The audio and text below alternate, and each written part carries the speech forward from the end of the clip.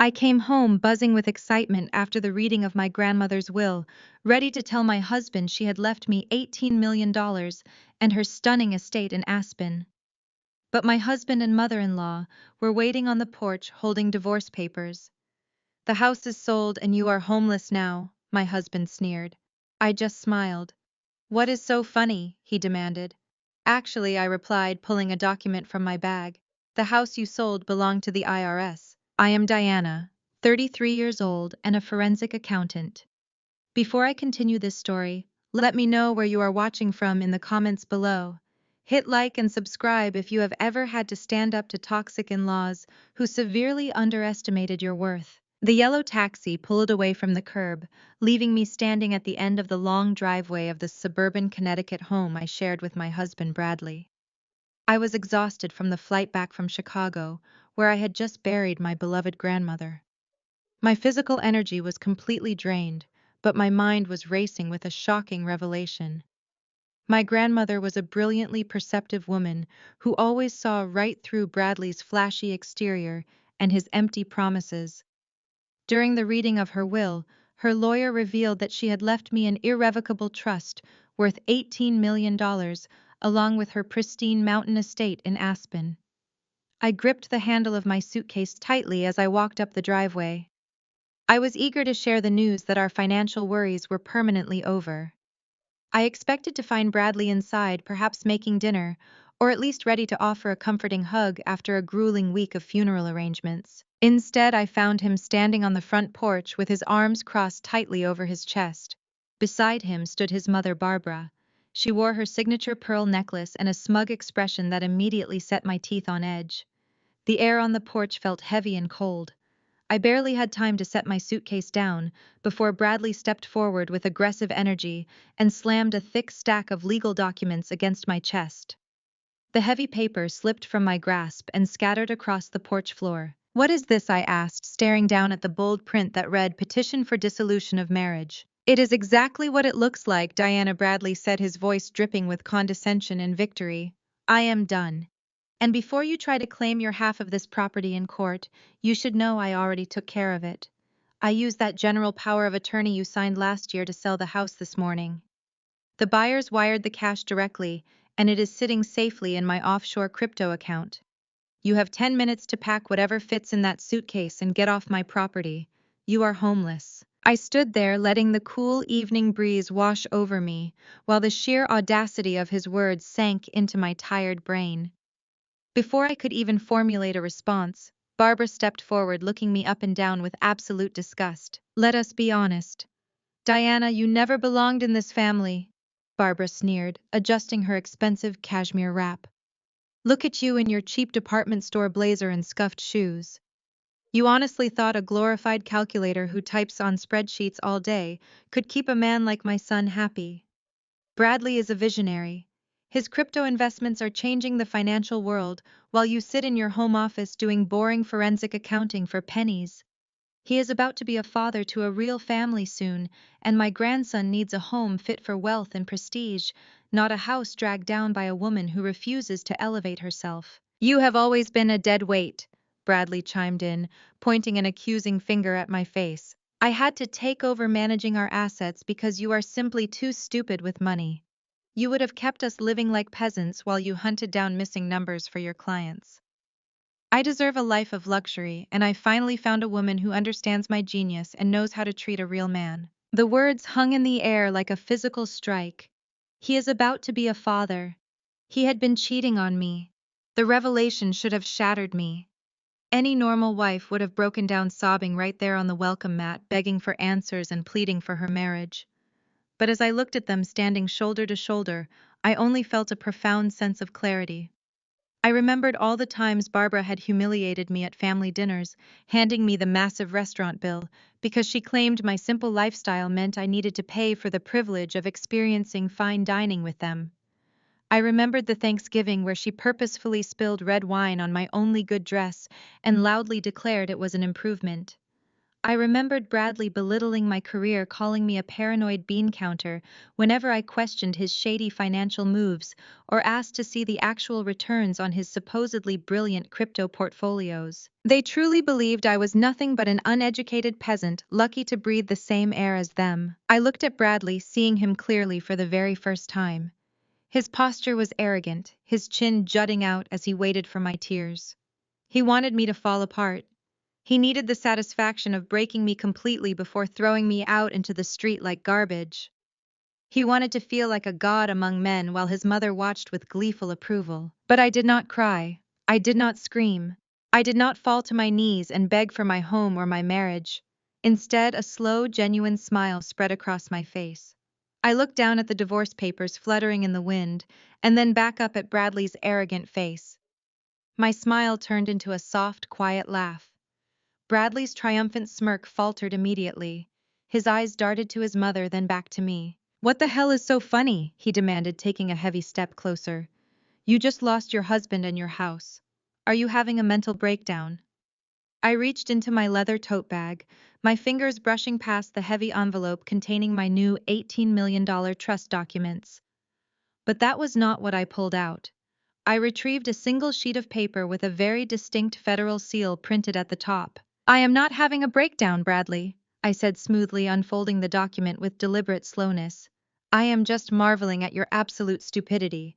You see, I tracked the buyer of this house this morning using my boring forensic accounting skills. You thought you sold this property to an anonymous cash buyer through a shell corporation. You thought you were so incredibly clever, forging my signature and hiding the money in your crypto wallet." I took a step forward, closing the distance between us. I pressed the paper flat against his chest, right over his rapidly beating heart. "Actually," I said, keeping my voice perfectly steady and light, "the house you just sold belonged to the IRS." Bradley snatched his hand back, as if the piece of paper I pressed against his chest was burning hot. He looked down at the federal seal, his eyes scanning the bold black text, but his arrogant smirk quickly returned. He crumpled the document in his fist and threw it onto the porch floor next to my scattered divorce papers. He reached into his tailored suit jacket and pulled out a thick, glossy packet, waving it inches from my face. "Are you out of your mind, Diana?" he spat, his voice rising in pitch. "I have the legally binding sales contract right here, signed, notarized, and filed with the county clerk this very morning. The buyer wired the funds directly to me. You think a fake piece of paper printed from the internet is going to scare me? You have always been completely delusional about how real wealth operates." Barbara let out a sharp, mocking laugh from her spot near the door. She crossed her arms, her diamond bracelets clinking together. "I always told you she lived in a fantasy world, Bradley. She spends all day tracking missing receipts for failing businesses and thinks she understands high finance. Tell the silly girl to pack her cheap bags and call a cab before I have the police remove her for trespassing." Bradley tapped the signature page of his contract with a manicured finger. "Look right here, Diana. There is your signature. I used the power of attorney you gave me last year. I had to do it. You forced my hand because you are simply too stupid with money. You have zero financial literacy." He stepped closer, his cologne suffocating in the evening air. "Do you remember when we first got married, and you wanted to put your salary into a joint savings account? What a joke. I had to put you on an allowance just to keep us from going bankrupt. I took over the finances because you would have wasted your paychecks on groceries and utility bills while the crypto market was exploding. I turned your pathetic little salary into a massive portfolio. I had to forge your name today because if I asked you, you would have panicked like a typical ignorant housewife. I am the man of this house. I manage the assets. You just drain them." His gaslighting was a familiar song. For years he had convinced me that I was financially incompetent. He had taken my paychecks, deposited them into accounts I could not access, and handed me a prepaid debit card with a strict weekly limit. He told me it was for our future, for the massive empire he was building. He told me I was too emotional to handle the stress of real investing. I had spent countless nights crying in the bathroom, wondering why I was so incapable of understanding my own household budget, while at the same time unraveling multi-million-dollar corporate frauds for my clients. But standing on the porch now, looking at the man who had stolen my money, my home, and my dignity, I felt no tears. I only felt a cold, calculated precision. You forged my signature, I said, making sure to articulate every single syllable. You just admitted out loud in front of a witness that you forged my signature on a real estate transfer document. I had power of attorney, Bradley shouted, his face turning red. It is perfectly legal. A general power of attorney does not give you the right to sign away my primary residence to a blind LLC without my explicit documented consent. I corrected him, my voice cutting through his volume like a surgical scalpel. But that is not even the best part, Bradley. The best part is the specific LLC you sold the house to. I stepped past him, ignoring his looming presence, and looked directly at Barbara.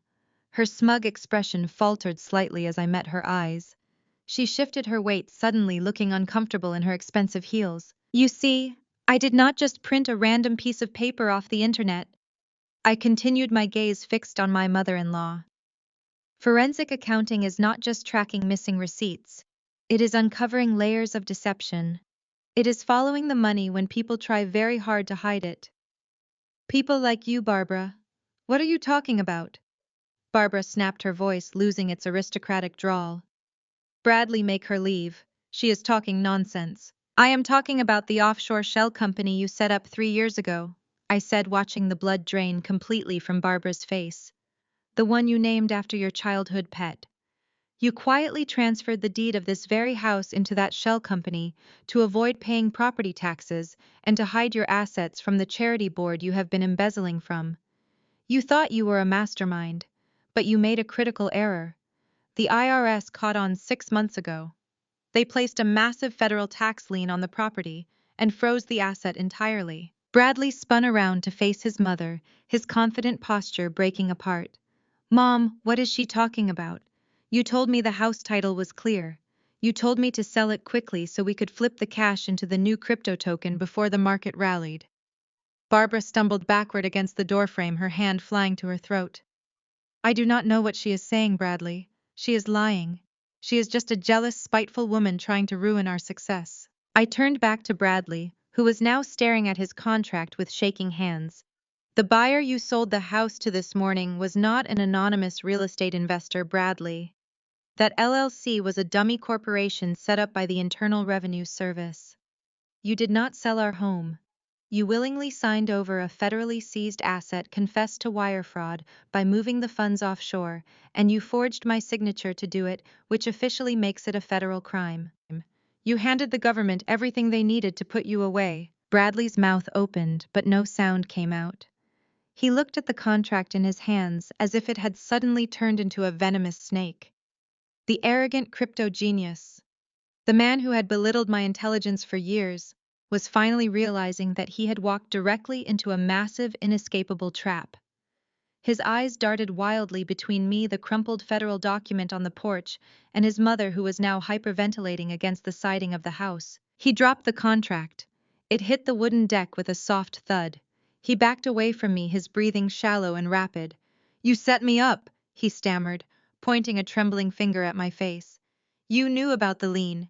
You knew about the federal investigation and you let me sell it. I simply watched you act on your own overwhelming greed, I replied, feeling a profound sense of satisfaction.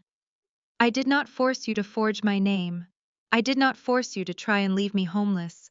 You did that entirely on your own. Panic completely overtook his features. He patted his jacket pockets, frantically searching for his phone. His hands were shaking so violently he almost dropped the device twice before managing to unlock the screen. He needed a lifeline. He needed his lawyers. But as he swiped across his screen, he froze. His eyes widened, and the panic morphed into something dark and desperate. He looked up at me, his chest heaving, a twisted maniacal realization spreading across his face. He remembered the words I had spoken right before he threw the divorce papers at me. He remembered the $18 million and the Aspen estate. You think you have won, he sneered, his voice dropping to a dangerous guttural pitch. You think you can trap me with some tax error and walk away a millionaire. He stabbed a number into his phone and hit the speaker button, holding it out between us. The phone rang loudly in the quiet evening air. You forgot one crucial detail, Diana, Bradley yelled, a frantic, triumphant grin returning to his face. Fine, the house is a bust. The IRS can have it. But we are still legally married. I filed the divorce papers, but they are not finalized. which means half of that $18 million inheritance you just bragged about is considered marital property. Half of it is mine. Bradley's words hung in the air, a desperate grab for power from a man who had just admitted to a federal crime. I looked at his outstretched phone, then at his greedy, sweating face, and I threw my head back and laughed. It was a genuine belly-deep laugh that echoed across the manicured lawn. Bradley lowered his phone, his face twisting in confusion. "What are you laughing at?" he demanded, stepping toward me with his fists clenched. "I know the law, Diana. We are married. This is a community property state. You just came into $18 million while we are legally wed. 9 million of that belongs to me. It is mine." Barbara immediately puffed out her chest, her earlier panic vanishing as the prospect of millions of dollars washed over her. "He is absolutely right," she declared, pointing a manicured finger at my face. "You owe this family for dragging my son down all these years. 9 million is the bare minimum for the emotional damage you have caused him. We will freeze your assets before the sun goes down." I shook my head slowly, marveling at their shared delusion. "You two really should read a book that does not have the word crypto in the title," I said, my voice dripping with pity. "Let me give you a free lesson in United States trust law, Bradley. Pay attention because your lawyer is going to charge you $500 an hour to tell you the exact same thing." Bradley crossed his arms, trying to look imposing, but his right eye was twitching uncontrollably. "Go ahead," he scoffed. "Try to talk your way out of marital assets. I watch finance podcasts every single day. You cannot hide cash from a spouse." "Inheritances are generally considered separate property," I explained, enunciating every word, so even his thick skull could absorb the impact. "But my grandmother did not just leave me a lump sum of cash in a basic checking account for you to drain like you did our joint savings. She set up an irrevocable trust. Do you know what irrevocable means, Bradley? It means the trust cannot be altered, amended, or touched by anyone other than the designated trustee. And certainly not by a soon-to-be ex-husband who just served me with divorce papers on my front porch." Bradley's smirk wavered. His arms dropped to his sides. "I will sue the estate," he spat, taking a step closer. "I will take you to probate court. I will hire the most aggressive litigators in the state and tie that money up in litigation for the next decade. You will not see a single dime until you agree to settle with me." "You cannot," I replied, taking a step forward and backing him against the porch railing. Because my brilliantly paranoid grandmother included a spendthrift clause. It is a highly specific legal provision designed exactly for situations like this. It protects the beneficiary from creditors, and more importantly, from greedy, opportunistic spouses. The trust explicitly dictates that the assets cannot be assigned, garnished, or attached by any legal process whatsoever. Your name is nowhere near it. Your aggressive litigators cannot touch it. Your creditors, the ones currently hunting you down for your failed offshore investments, cannot touch it. That $18 million in the Aspen estate are sealed in a legal titanium vault, and you do not have the combination." The color drained completely from Bradley's face. He opened his mouth to argue, to throw out some other piece of legal jargon he probably heard on his internet shows, but nothing came out. The realization that he was walking away with absolutely nothing was finally sinking into his brain. He had thrown away his marriage, sold a federally seized house, confessed to wire fraud, and lost his only financial lifeline, all in the same morning. I was financially ruined and entirely legally exposed. Barbara let out a high-pitched shriek of absolute fury. She lunged forward, her hands curled into claws, before she stopped herself just inches from my face. "That crazy old bat," she screamed, her carefully constructed high society persona completely shattering into pieces. "Your grandmother was a vicious, spiteful woman. She always hated my son. From the very day of your rehearsal dinner, she looked at Bradley like he was dirt on her shoe. She deliberately set this up to ruin him out of pure jealousy." I stood my ground, not flinching away from her rage. "My grandmother was the smartest woman I ever knew," I said, my voice dangerously low and steady. "She saw right through your fake designer bags and your leased luxury cars. She knew Bradley was a lazy, entitled leech the moment he complained that her wedding gift to us was a savings bond instead of a cash envelope. She told me on my wedding day that I would eventually outgrow him and his pathetic illusions of grandeur. She locked down that trust because she knew the second you two ran out of money to steal from other people, you would come for mine." "How dare you speak to my mother that way?" Bradley yelled, trying to regain some semblance of control over the situation. We gave you everything. We elevated your status in this town. You were nobody before you married a wealthy man. You used my excellent credit score to finance your ridiculous crypto mining rigs. Bradley, I fired back, not breaking eye contact. You took my annual corporate bonuses to pay off your mother's country club dues because she was about to be expelled for non-payment. You elevated nothing. You just bled me dry until you thought the well was empty. But you miscalculated terribly. You threw me away right before the real payday arrived. Barbara was hyperventilating again, her hands pulling at her pearl necklace as if it were actively choking her. We will fight this, she gasped, her eyes wild with desperation. I know judges in this county. I know powerful people on the board of directors. We will find a loophole. No piece of paper is bulletproof, Diana.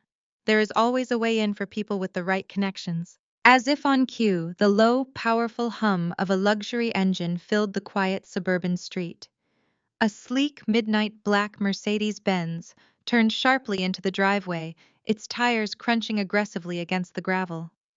The car came to a smooth stop right behind Bradley's leased sports car, blocking him in completely. The tinted driver's side window rolled down and the engine was killed. The heavy car door swung open. A pair of sharp red stiletto heels stepped onto the pavement, followed by an impeccably tailored slate gray business suit. Jasmine stepped out into the evening light. She was my sister-in-law, married to Bradley's younger brother Kevin. As a brilliant, fierce African-American corporate attorney, Jasmine commanded respect in every single room she entered. She adjusted her designer glasses, pulled a thick leather briefcase from the passenger seat, and slammed the car door shut with a resounding thud that echoed across the lawn. Barbara's panicked eyes locked onto Jasmine, and a sudden desperate gleam of hope flashed across her wrinkled face. Her breathing hitched, and she immediately went back into her demanding authoritative mode, completely forgetting how she usually treated her daughter-in-law. Jasmine, Barbara barked, her voice echoing loudly down the driveway. Thank God you are here. You are a lawyer. I need you to do your job for this family right now. Diana is trying to hide $18 million from your brother-in-law using some nonsense irrevocable trust. I need you to find a loophole and break her trust fund immediately. Do not just stand there. Get to work. Jasmine slowly turned her head toward her mother-in-law. The evening sun caught the edge of her gold-framed glasses as she offered a smile that contained zero actual warmth. She adjusted the grip on her Italian leather briefcase and walked forward. The sharp click of her heels on the driveway pavement echoed like a ticking clock. Barbara stepped directly into Jasmine's path, expecting absolute obedience from the woman she had spent years treating as a second-class citizen. Jasmine did not even break her stride. She smoothly sidestepped the older woman, brushing past Barbara's expensive cashmere wrap as if she were walking past a coat rack. Barbara gasped in sheer indignation. Did you hear me, Jasmine? Barbara shrieked, spinning around to face her daughter-in-law. I gave you an order. You are a lawyer. You are married to my son, Kevin, which means you owe this family your loyalty. Find a loophole to break Diana's trust fund right now before she steals Bradley's rightful share. Jasmine completely ignored the frantic demands. She walked straight over to where I was standing on the porch. She stopped right beside me, turning to face Bradley and Barbara. We stood shoulder to shoulder, a united front against the two people who had made our lives miserable for years. Jasmine placed her briefcase on the small patio table, unlatched the brass locks, and pulled out a thick stack of legal documents bound with a blue heavy-duty clip. Good evening, Diana, Jasmine said, her voice carrying the crisp, authoritative tone of a senior corporate attorney preparing to dismantle a hostile witness. I apologize for the slight delay. Traffic coming from the courthouse was dreadful. You are right on time, Jasmine, I replied, smiling, as I watched the confusion ripple across Bradley's sweaty face. Bradley stared at the two of us, his arrogant demeanor faltering as he tried to calculate what was happening.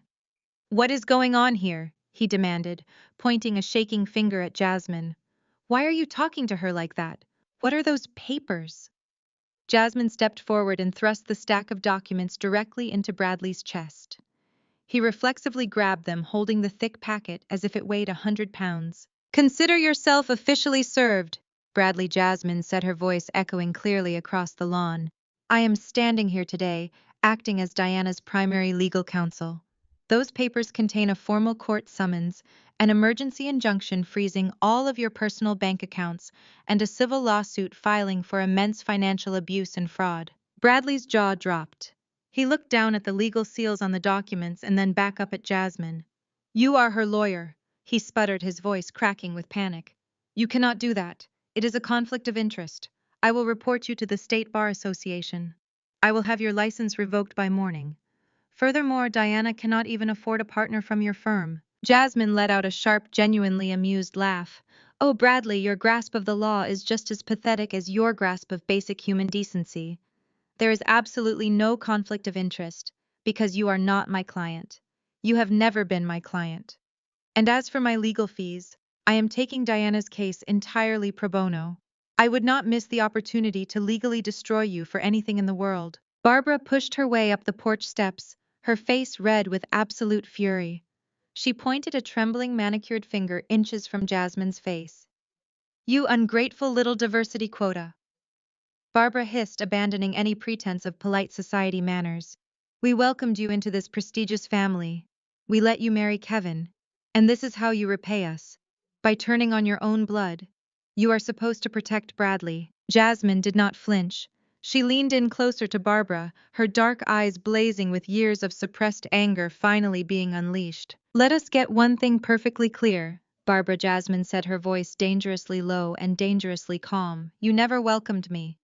I remember my very first Thanksgiving at this house. I remember you purposefully spilling hot gravy on my shoes.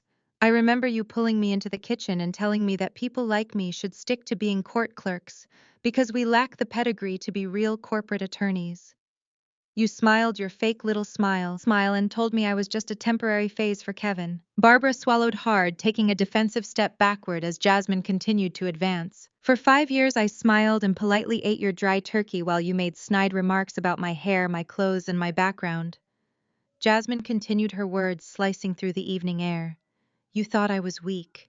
You thought because I remained silent, I was submitting to your supposed superiority. But I was not submitting, Barbara. I was simply gathering evidence. So let this sink into your elitist brain. This former court clerk just filed a federal restraining order on every single dollar your precious golden boy son has ever touched." Bradley waved the divorce papers he had brought earlier, trying desperately to reclaim his leverage. "It does not matter what you file, Jasmine," he yelled, his voice shaking with desperation. "I already told Diana the law.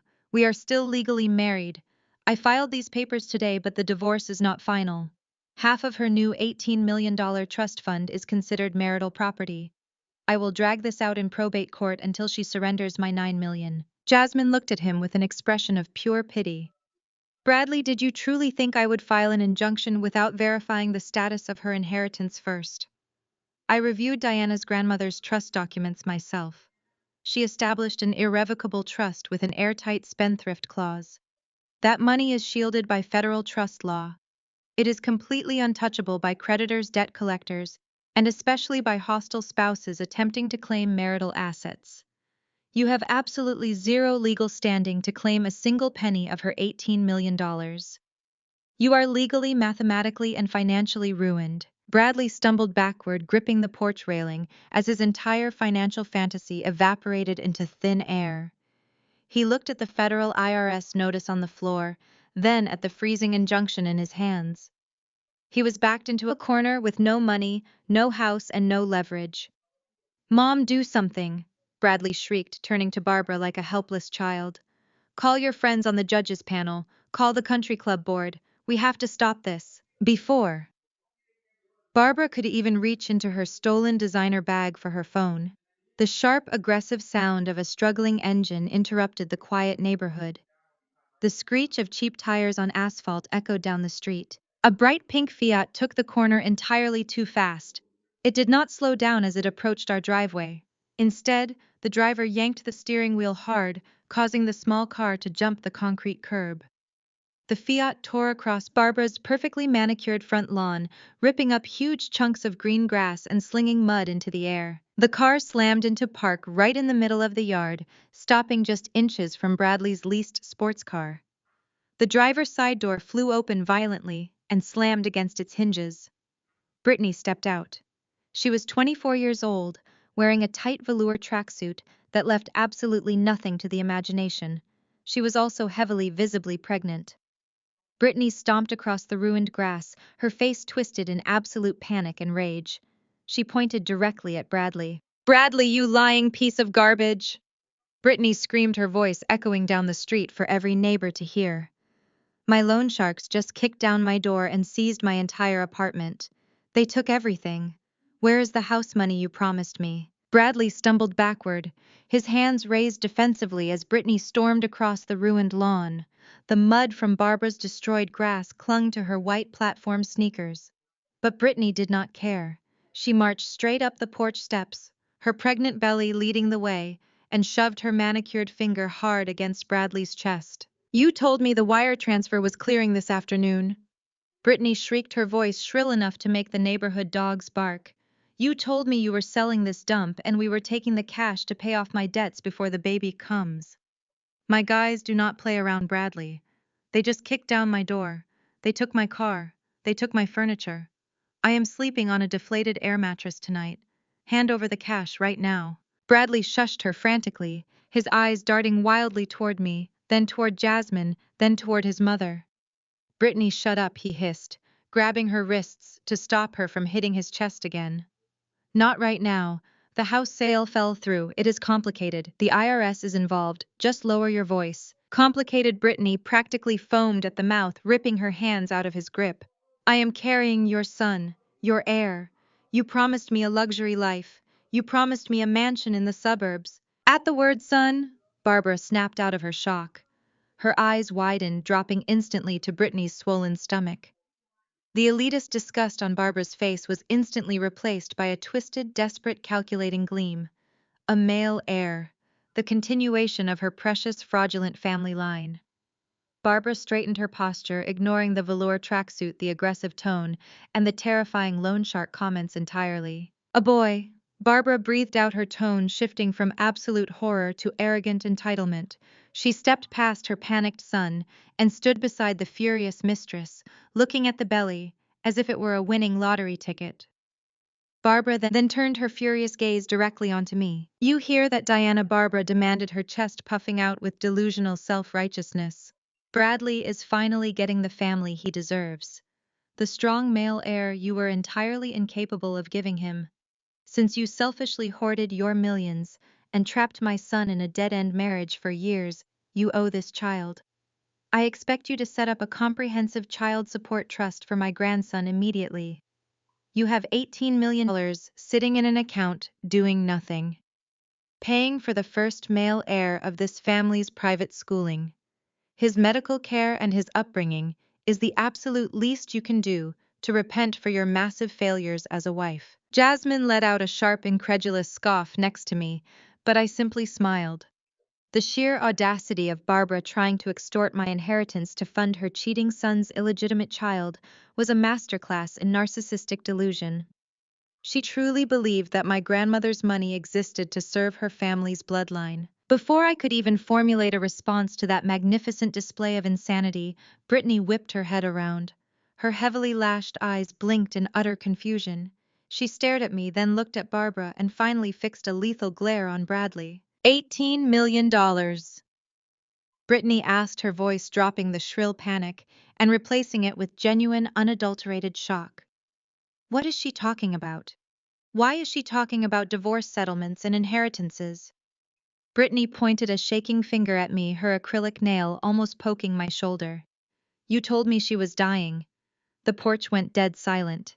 Even Barbara stopped breathing, her eyes darting to her son. "What did you just say?" I asked, keeping my tone deceptively light, though a cold rage was building in my chest. Brittany wheeled back on Bradley, smacking his arm hard.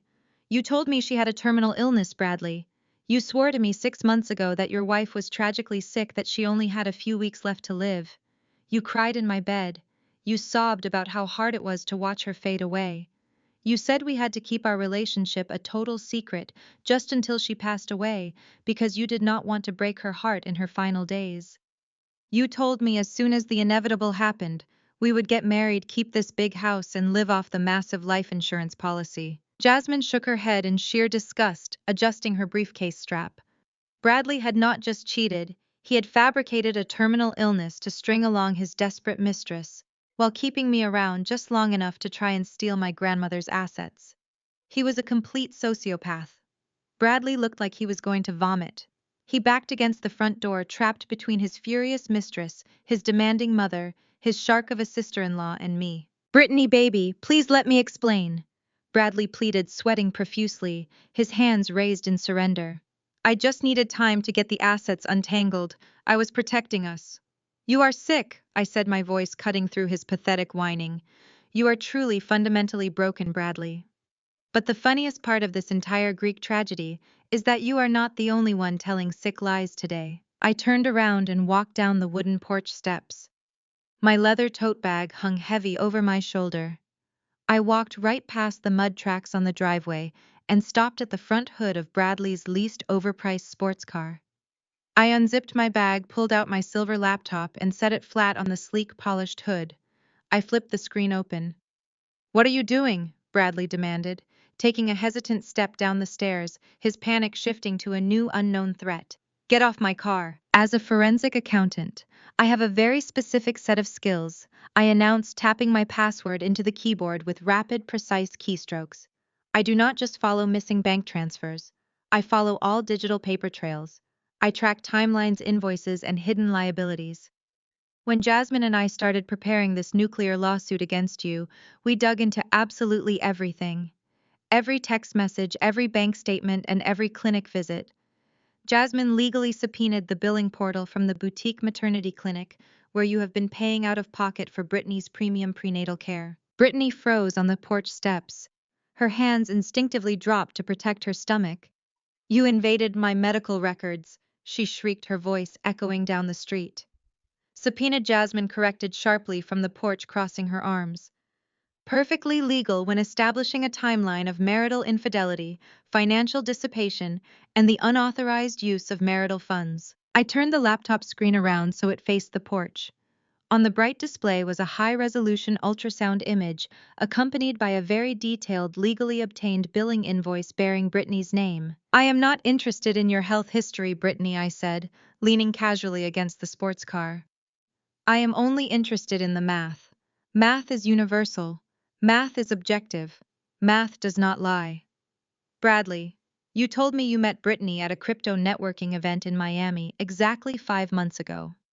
The credit card receipts from the hotel bar, your flight records, and your text message history confirm that exact date." I tapped the screen, highlighting a bold, undeniable number at the top of the official medical file. "But according to this official clinic invoice from your appointment last week, Brittany is currently 7 months pregnant." I looked up, meeting Bradley's horrified, uncomprehending gaze, letting the silence stretch for a long, agonizing second. "You have only known her for 5 months, Bradley. Do the math." Bradley stared at the glowing laptop screen. His eyes darted from the digital invoice bearing Brittany's name to the bold black 7 printed next to the gestational age. His head slowly swiveled toward Brittany. The arrogant swagger completely drained from his posture, replaced by a hollow, sickening realization. He looked at her tight velour tracksuit, at the swollen belly she was suddenly trying to shield with her arms, and the math finally clicked inside his head. 5 months. 7 months pregnant. A terrifying, choked sound escaped Bradley's throat. He took a step toward her, his fists clenching so hard his knuckles turned stark white. "You lied to me," he roared, his voice cracking with pure rage. "You told me this was my son. You told me it happened that first weekend in Miami." Brittany took a defensive step backward, her platform sneakers slipping on the mud she had tracked onto the driveway. "So what?" she snapped, completely dropping her panicked victim act. Her tone turned instantly venomous. "You lied to me too, Bradley. You told me you were a multimillionaire. You told me your wife was in hospice. You promised me an estate and a trust fund. You were nothing but an easy mark, a pathetic mark in a cheap suit who wanted to feel like a big man." "I am not paying for another man's bastard," Bradley screamed, lunging forward. He pointed a shaking finger an inch from her face. "You scheming gold digger. You set me up. You used me to pay off your massive debts. You wanted a free ride." "I wanted the cash you promised me," Brittany shrieked right back, swatting his hand away violently. I do not care whose name is on the birth certificate. My guys do not care either. You forged real estate papers today, Bradley. You owe me my cut. Hand over the money right now, or I swear to God I will give the loan sharks your current address. They will break your legs before the IRS even gets a chance to look at you. The screaming match escalated into a deafening roar. Brittany advanced on him, jabbing her acrylic nails into his chest, demanding cash he no longer possessed. Bradley backed away, shouting expletives, entirely consumed by the realization that his perfect male heir was a complete fiction. Jasmine stood beside me, arms crossed, watching the spectacular implosion of the man who had tormented me for years. Then Barbara decided she had seen enough. Her entire world was collapsing. Her stolen house was seized, her son was exposed as a broke fraud, and the precious grandson she had just claimed seconds ago was a biological impossibility. She needed the confrontation to end immediately. Barbara let out a dramatic, breathless gasp. She gripped the collar of her expensive cashmere wrap and pressed her other hand flat against her chest. She stumbled sideways against the wooden porch pillar, sliding down it, until she was sitting on the top step, panting heavily. My heart, Barbara wailed, her eyes squeezed shut. My chest, I cannot breathe. Bradley, the stress is too much. Call an ambulance. I am having a heart attack. Bradley froze, momentarily distracted from Brittany's physical assault. He turned toward his mother, panic flashing across his face. Mom! He patted his pockets again, searching for the phone he had dropped on the porch. Someone call 911, he yelled. Jasmine did not move a muscle. I simply reached down, closed my laptop, and slid it back into my tote bag. Nobody is calling an ambulance, I said, my voice projecting clearly over Barbara's pathetic performative groans. Are you crazy? Bradley yelled, kneeling beside her. She is having cardiac arrest. She is having a tantrum, I corrected him, stepping closer to the porch. I looked down at my mother-in-law, who was peeking at me through one half-open eye. I have seen this exact medical emergency before, Barbara. Do you remember our wedding planning 3 years ago? The catering bill arrived and it was $20,000 more than you anticipated. You promised to pay for it, but the moment the invoice was placed in your hands, you grabbed your chest, gasped for air, and claimed your heart was failing. You ruined the entire tasting, demanded to be taken to the emergency room, and miraculously recovered the absolute second Bradley paid the catering bill with our joint savings account. Jasmine let out a sharp laugh. She pulled the same stunt last Thanksgiving when she was asked to explain where the charity gala funds went. Jasmine added, her voice ringing with satisfaction. It is a documented pattern of avoidance. If you call an ambulance, Bradley, the paramedics are going to charge you $3,000 for a joyride, and I assure you, your bank accounts are currently frozen solid. You cannot afford the copay. Barbara's groans abruptly stopped. She opened her eyes, glaring at me with pure, unadulterated venom. She dropped her hand from her chest, the medical emergency vanishing instantly, as she realized her ultimate exit strategy had failed. She sat on the porch step, breathing perfectly fine, utterly humiliated. Brittany was not finished. She stomped up the stairs, completely ignoring Barbara, and grabbed the lapels of Bradley's suit jacket. I do not care about her fake heart attack, Brittany screamed right into his face. I do not care about your frozen accounts. You stole my youth. You promised me security. You are going to transfer the cash from that house sale to my account right now, or I am calling the men who took my car. Jasmine tapped her leather briefcase against her leg. And just as a reminder, Bradley, any attempt to wire funds will be flagged as a direct violation of a federal injunction. It is an immediate felony. Bradley was trapped. He looked at Brittany, whose eyes were wide with desperate, violent intent. He looked at Jasmine, who held the legal power to bury him in a federal penitentiary. He looked at his mother sitting on the stairs, offering absolutely no help and no money. He was cornered, terrified, and completely out of options. His breathing turned ragged. His eyes darted around the yard, looking for anyone else to take the blame, any possible shield to hide behind. His survival instinct kicked in, raw and ruthless. He violently shoved Brittany away from him and backed up until he hit the front door. He raised a shaking hand, but he did not point it at me, and he did not point it at Brittany. He pointed his finger directly at his mother sitting on the porch step. Do not look at me, Bradley screamed, his voice cracking hysterically. Do not blame me for this. Mom is the one who stole the money from Dad's charity fund. She took millions. She made me sell this house today to hide the cash before the auditors found out. It was her idea. She is the mastermind. Take her. Barbara stared up at her son from the porch step. The fake heart attack was completely forgotten as pure shock washed over her meticulously lifted face. For a moment, the only sound in the yard was the rhythmic ticking of Bradley's cooling engine and the heavy breathing of his furious mistress. The golden boy, the flawless heir Barbara had worshipped and protected at my expense for years, had just served her on a silver platter to save his own skin. "You ungrateful little rat!" Barbara whispered, her voice trembling with genuine venom. "I paid for your law school. I paid for your cars. I covered up your massive gambling debts. And you dare point the finger at me. You signed the wire transfers, Bradley. Your name is on the offshore accounts. You are going down just as fast as I am." Brittany looked between the two of them with supreme disgust. "You people are absolute monsters," she spat, backing away from Bradley as if he were radioactive. "I am taking the Fiat. I am calling my guys. I am telling them exactly where you sleep." Before Brittany could even turn toward her ruined pink car, a faint sound cut through the tense neighborhood air. A high-pitched wail echoing from a few blocks away.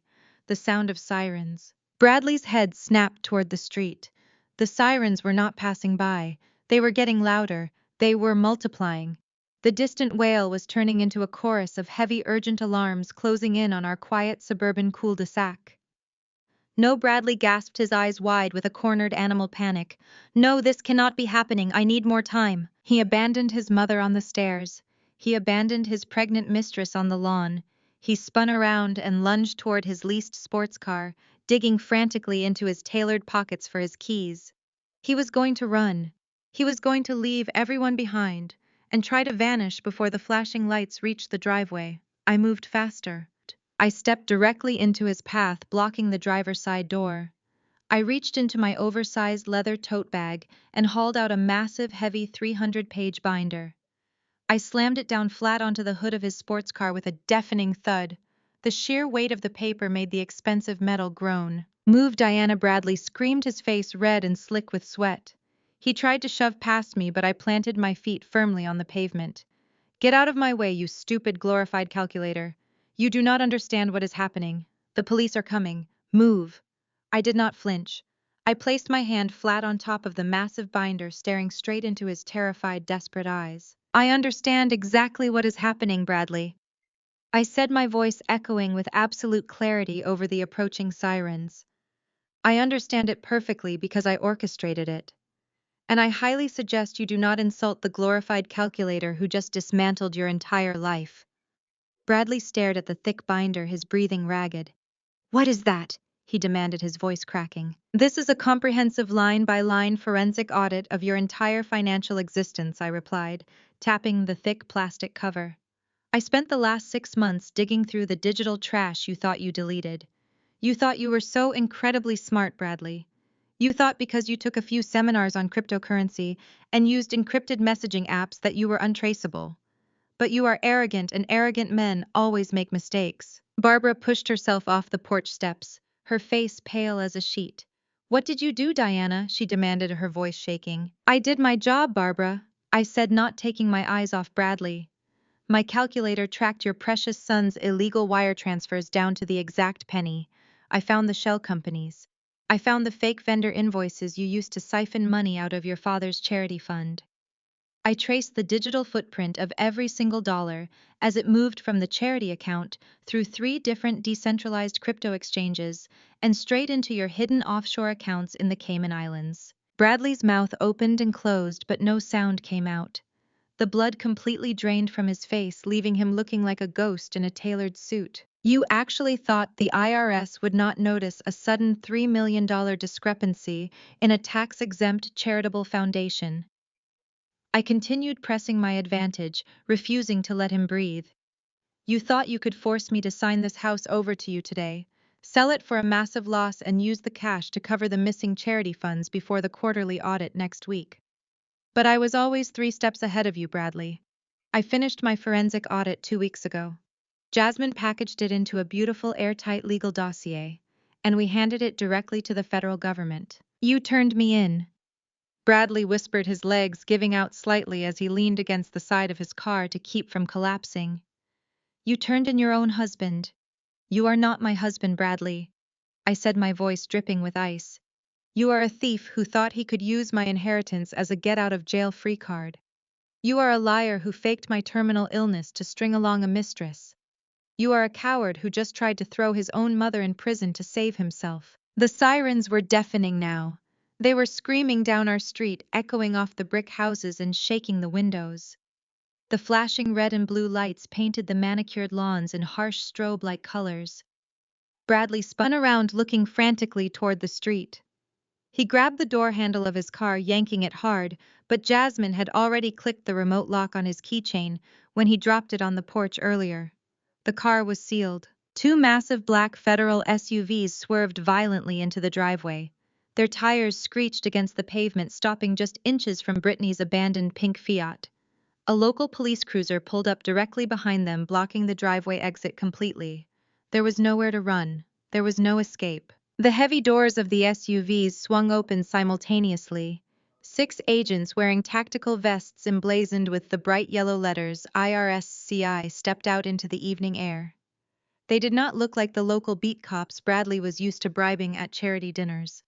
These were federal criminal investigators, and their faces were stone cold. Bradley Wilson and Barbara Wilson, the lead agent, barked, his voice carrying absolute terrifying authority over the wailing sirens. He unclipped a pair of heavy steel handcuffs from his tactical belt and stepped right onto Barbara's ruined, muddy lawn. Put your hands where we can see them right now. Do not move a single muscle. You are both under arrest for federal wire fraud, tax evasion, and the embezzlement of charitable funds. Barbara let out a piercing, genuine shriek of terror. She clutched her cashmere wrap, her knees buckling as 2 federal agents marched up the porch steps and grabbed her arms, pinning them behind her back. The satisfying click of steel handcuffs echoed across the porch. Bradley did not scream. He simply slid down the side of his locked sports car until he was sitting on the hard driveway pavement. He stared up at me, his eyes wide, hollow, and completely broken. The arrogant golden boy was gone. The master manipulator was gone. All that was left was a pathetic, ruined man who had finally met his match. I stood tall, zipped my laptop back into my tote bag, and adjusted the strap on my shoulder. I looked down at him one last time, feeling nothing but a profound, overwhelming sense of peace. "Checkmate, Bradley," I said quietly. I turned my back on him, walking over to join Jasmine as the federal agents hauled my ex-husband off the ground and dragged him toward the waiting SUVs. The reign of the Wilson family was officially over. The federal agents hauled Bradley off the pavement by his armpits. His custom Italian loafers scraped uselessly against the concrete as they slammed him face down against the side of his leased sports car. The lead IRS criminal investigation agent stepped up right behind him, securing Bradley's wrists in heavy steel handcuffs. Bradley twisted his neck, his slick hair falling into his terrified eyes. He realized the sheer gravity of his situation and immediately fell back on his only remaining weapon, his charm. "Wait, hold on, there has been a massive misunderstanding," Officer Bradley pleaded. He lowered his voice, adopting a smooth, calm, intensely sympathetic tone. The agent spun him around to face forward. Bradley locked eyes with the federal investigator, attempting to look like the rational, level-headed victim caught in a bizarre trap. "You have to listen to me. I am a respected corporate attorney in this city. You are being manipulated by a deeply disturbed woman." The agent crossed his thick arms over his tactical vest, his face completely devoid of emotion. "Go on," the agent said flatly. Bradley took a deep breath, smoothing his panicked expression into a mask of pure, martyred patience. It was the exact same face, the exact same sickeningly sweet tone of voice he had used 7 years ago. I remembered that tone perfectly. It was the voice he used when he called my college roommates one by one, telling them I was suffering from severe paranoia and overwork. He had convinced my entire support network that I was unstable and needed isolation for my own mental health. He had systematically cut me off from every friend I had ever known using that exact same sympathetic smile. "My wife Diana is going through a terrible mental breakdown," Bradley lied smoothly, shaking his head with faked sadness. "She is hysterical and violently jealous. She recently found out I filed for divorce and she completely lost her grip on reality. She is a forensic accountant." She handled all of my family's taxes. She had all my passwords. She engineered this entire offshore embezzlement scheme to frame me and my mother just to destroy us. This is a vindictive setup by a sick, jealous wife. I watched from the edge of the lawn, standing shoulder to shoulder with Jasmine. I did not say a single word. I did not need to. The lead agent stared at Bradley for a long, heavy moment. The red and blue lights from the federal vehicles flashed across the agent's stoic face. He slowly reached into the pocket of his tactical vest and pulled out a small, rugged digital tablet. He tapped the glowing screen twice. "That is a fascinating story, Mr. Wilson," the agent replied, his voice dripping with dry, bureaucratic sarcasm. "It truly is. However, it fails to explain the digital biometric stamps attached to the encrypted offshore accounts. Your wife might be an accountant, but unless she physically severed your thumb and used it to authorize 7 different wire transfers to the Cayman Islands on your private smartphone, your story is complete garbage." Bradley's jaw dropped. The charming, sympathetic mask instantly shattered, leaving behind nothing but pure, unadulterated terror. He stared at the federal agent as if the man had just spoken in an alien language. "We have your IP addresses, Mr. Wilson." The agent continued, stepping closer so he was speaking directly into Bradley's face. "We have the geolocations from your private phone pinging at the exact moments the charity funds were moved. We also have the encrypted text messages between you and your mother discussing the tax evasion strategy. Your charm might work in country club boardrooms, but it does not work on federal forensic data. You are going to federal prison." Barbara, who was being aggressively marched toward the second federal SUV, heard her son's pathetic attempt to pass the blame. She dug her heels into the grass, fighting the 2 agents holding her arms. The neighbors had all stepped out onto their porches by now, recording the magnificent downfall of the neighborhood's most arrogant resident. "You threw me under the bus to save your mistress, and now you are trying to frame your own wife," Barbara screeched, completely losing her aristocratic composure. "You spineless, incompetent fool. I should have left you to drown in your gambling debts. You ruined this family." "Mom, shut up," Bradley screamed back, thrashing against the agents holding him against the car. "Do not say another word. You are giving them a confession right in front of the neighborhood." Brittany watched the entire scene from the ruined lawn, her arms wrapped protectively around her pregnant belly. Her face was pale with pure shock. The wealthy, powerful man she thought would rescue her from her violent loan sharks was currently sobbing against the hood of a sports car, screaming at his handcuffed mother in the middle of a federal raid. Brittany silently backed away, slipping behind her pink Fiat, realizing she needed to vanish before the federal agents decided to seize her remaining assets too. The lead agent grabbed Bradley by the shoulder and shoved him toward the first SUV. "Put him in the back," the agent ordered the arresting officers. "Let him ride all the way to downtown holding with his mother. Maybe they can practice their fake stories together on the highway."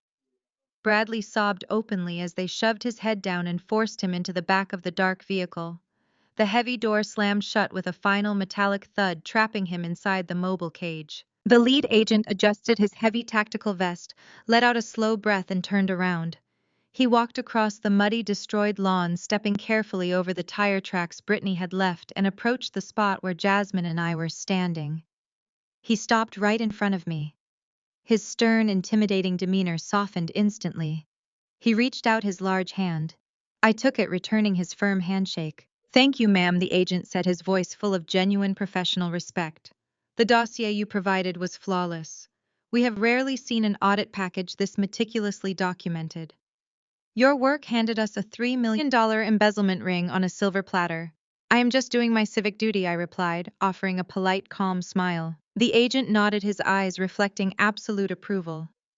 "As an official IRS whistleblower, your immunity is guaranteed, and your 15% reward of the seized assets is being processed." I processed the agent's words as the flashing red and blue lights illuminated his face. 15% of millions of dollars in seized offshore assets. I was not just escaping a toxic, financially abusive marriage. I was walking away with a massive, federally mandated reward for taking down a criminal enterprise.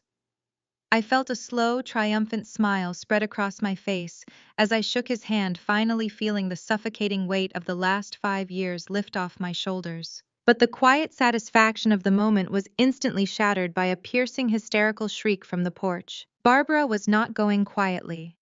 The sheer indignity of being treated like a common criminal had finally overridden her shock. As the two federal agents attempted to secure the handcuffs around her wrists, Barbara planted her expensive heels into the wood and twisted violently. She yanked her right arm free with surprising strength for a woman her age. Before the agents could grab her again, she reached deep into her cashmere wrap and pulled out her smartphone. She wielded the device like a weapon, pointing it directly at the federal investigators. "Take your filthy hands off me right now!" Barbara screeched, her voice echoing off the neighboring houses. "Do you have any idea who I am?" "I am Barbara Wilson. I sit on the hospital executive board. I host the mayoral charity gala.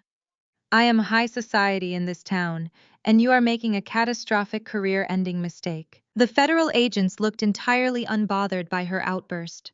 They stepped forward to restrain her, but Barbara frantically started tapping the screen of her phone, backing away toward the front door. "I am calling Chief Miller right now." Barbara threatened, her chest heaving as she dialed. "Hi is a personal, intimate friend of mine. We play tennis at the country club every single Sunday. I personally funded his entire re-election campaign. When he hears that rogue federal agents are harassing me on my own property, you will all be fired before midnight." Jasmine stepped forward, her heels clicking sharply against the driveway pavement. She looked up at the frantic, cornered older woman with a mixture of absolute pity and surgical triumph. "You do not own anything anymore," Barbara Jasmine said, her voice slicing through the chaotic noise of the yard. "And you certainly do not have any friends left to call." Barbara froze, her finger hovering over the call button. She glared down at Jasmine, her chest rising and falling rapidly. "What are you talking about, you insolent little girl?" Barbara spat, trying to maintain her air of superiority. "My social circle is untouchable." Jasmine let out a dark, melodic laugh that sent a chill through the evening air. "Do you remember that mandatory country club board meeting you skipped this morning so you could come here and harass Diana? They did not miss you, Barbara. In fact, they had plenty of reading material to keep them completely occupied. At exactly 8 o'clock this morning, I personally emailed a digitized, unredacted copy of Diana's entire forensic audit to every single member of the country club board." Barbara's face went slack. The phone trembled in her hand. "But I did not stop there," Jasmine continued, stepping right up to the base of the porch stairs. "I also blind copied the hospital charity committee, the mayoral office, and the managing editor of the local Tribune. They watched the money trail, Barbara. They saw the fake vendor invoices you created from thin air. They saw exactly how you skimmed millions of dollars in donations meant for the new pediatric cancer wing and funneled those funds straight into your offshore accounts to pay for your luxury European vacations and Bradley's pathetic gambling debts." "No," Barbara whispered, her voice barely audible over the idling engines of the federal SUVs. "No, that is confidential information. You cannot do that. It is called whistleblowing," Jasmine corrected her sharply. "And it is entirely legal. Your entire social circle has known you are a common thief for the last 10 hours. They have seen the bank statements. They have seen the forged signatures. Your country club membership was formally revoked before noon today." Barbara stared at Jasmine in absolute horror. Desperate for any validation, she looked down at her phone screen. She opened her messages, pulling up her elite country club group chat. She typed a frantic single-word message asking for help. A small red exclamation point instantly popped up next to the text. She had been blocked. She checked the charity committee thread. Blocked. Her carefully curated high society world had completely iced her out the second they saw the unassailable math in my audit. "This is a lie," Barbara hyperventilated, shaking her head violently as she backed up against the porch railing. "Chief Miller will fix this. He knows I am a good person. He knows I am a victim of this vindictive, jealous daughter-in-law." She hit the call button on her phone and held it to her ear, her hands shaking so violently she nearly dropped the device. Just as the phone began to ring, the loud, aggressive blast of a police siren shattered the tension in the neighborhood. A brand new state-of-the-art local police cruiser turned the corner and sped down the street, its lights illuminating the dark trees. The cruiser pulled up directly onto the curb, boxing in the federal SUVs and completely barricading the driveway. The heavy door of the cruiser swung open. Chief Miller, dressed in his crisp, dark uniform, stepped out into the flashing lights. He looked around, taking in the chaotic scene on the lawn, his expression completely unreadable. Barbara's face lit up with sheer, unadulterated relief. The delusion returned to her eyes instantly. She dropped her phone onto the wooden porch, shoved her way past the two federal agents, and scrambled down the stairs. She practically ran across the muddy grass, extending her manicured hand toward the approaching police chief. "Chief Miller," Barbara cried out, a hysterical smile stretching across her face. "Thank God you are here. Tell these rogue agents who I am. Tell them this is a massive misunderstanding and order them to take these cuffs off my son immediately. We are innocent." Chief Miller did not speak. He did not smile. He did not even break his long, determined stride. He marched straight across the driveway, walking right past Barbara as if she were entirely invisible. He completely ignored her outstretched, trembling hand, leaving her standing in the mud, like a forgotten ghost. Barbara gasped, spinning around to watch him walk away from her. Chief Miller stopped directly in front of the lead IRS agent. He reached into the breast pocket of his uniform jacket and pulled out a thick folded document bearing the official state seal. He handed the paperwork directly to the federal investigator. "Thank you for securing the perimeter, Chief," Miller announced, his voice projecting clearly across the lawn for Barbara Bradley and every single neighbor to hear. "Here is the secondary state-level arrest warrant for Barbara Wilson. State charges for grand larceny, wire fraud, and the embezzlement of charitable funds have officially been filed." Barbara stood absolutely paralyzed as the heavy parchment of the state warrant changed hands. The sheer impossibility of the moment fractured her perfectly lifted face into a mask of pure horror. Her beloved tennis partner, the man whose political campaigns she had bankrolled with stolen charity money, had just delivered the final nail in her coffin. Chief Miller did not even offer her a parting glance. He simply turned on his polished heel and walked back to his cruiser, leaving her standing in the mud with her wrists pinned behind her back. The federal agents moved in their grips, tightening on her arms. They began walking her toward the second dark SUV. Barbara stumbled, her designer shoes slipping on the wet grass. For the first time in her pampered, insulated life, she had no leverage. She had no favors to call in. Her social circle had blocked her number, her eldest son had tried to frame her, and the police chief had served her arrest warrant on a silver platter. Just as the agent reached for the handle of the SUV door, a pair of headlights swept across the chaotic lawn. A dark gray sedan, practical and remarkably clean, turned sharply onto the cul-de-sac. It bypassed the flashing federal vehicles and parked diagonally across the street, boxing in the last possible exit path. The driver's side door opened. Kevin stepped out into the harsh glare of the police lights. He looked nothing like his older brother. Where Bradley wore tailored Italian suits and slicked back hair, Kevin wore a simple button-down shirt and a weathered canvas jacket. He had the quiet, steady posture of a man who had built his life on actual hard work rather than manipulation.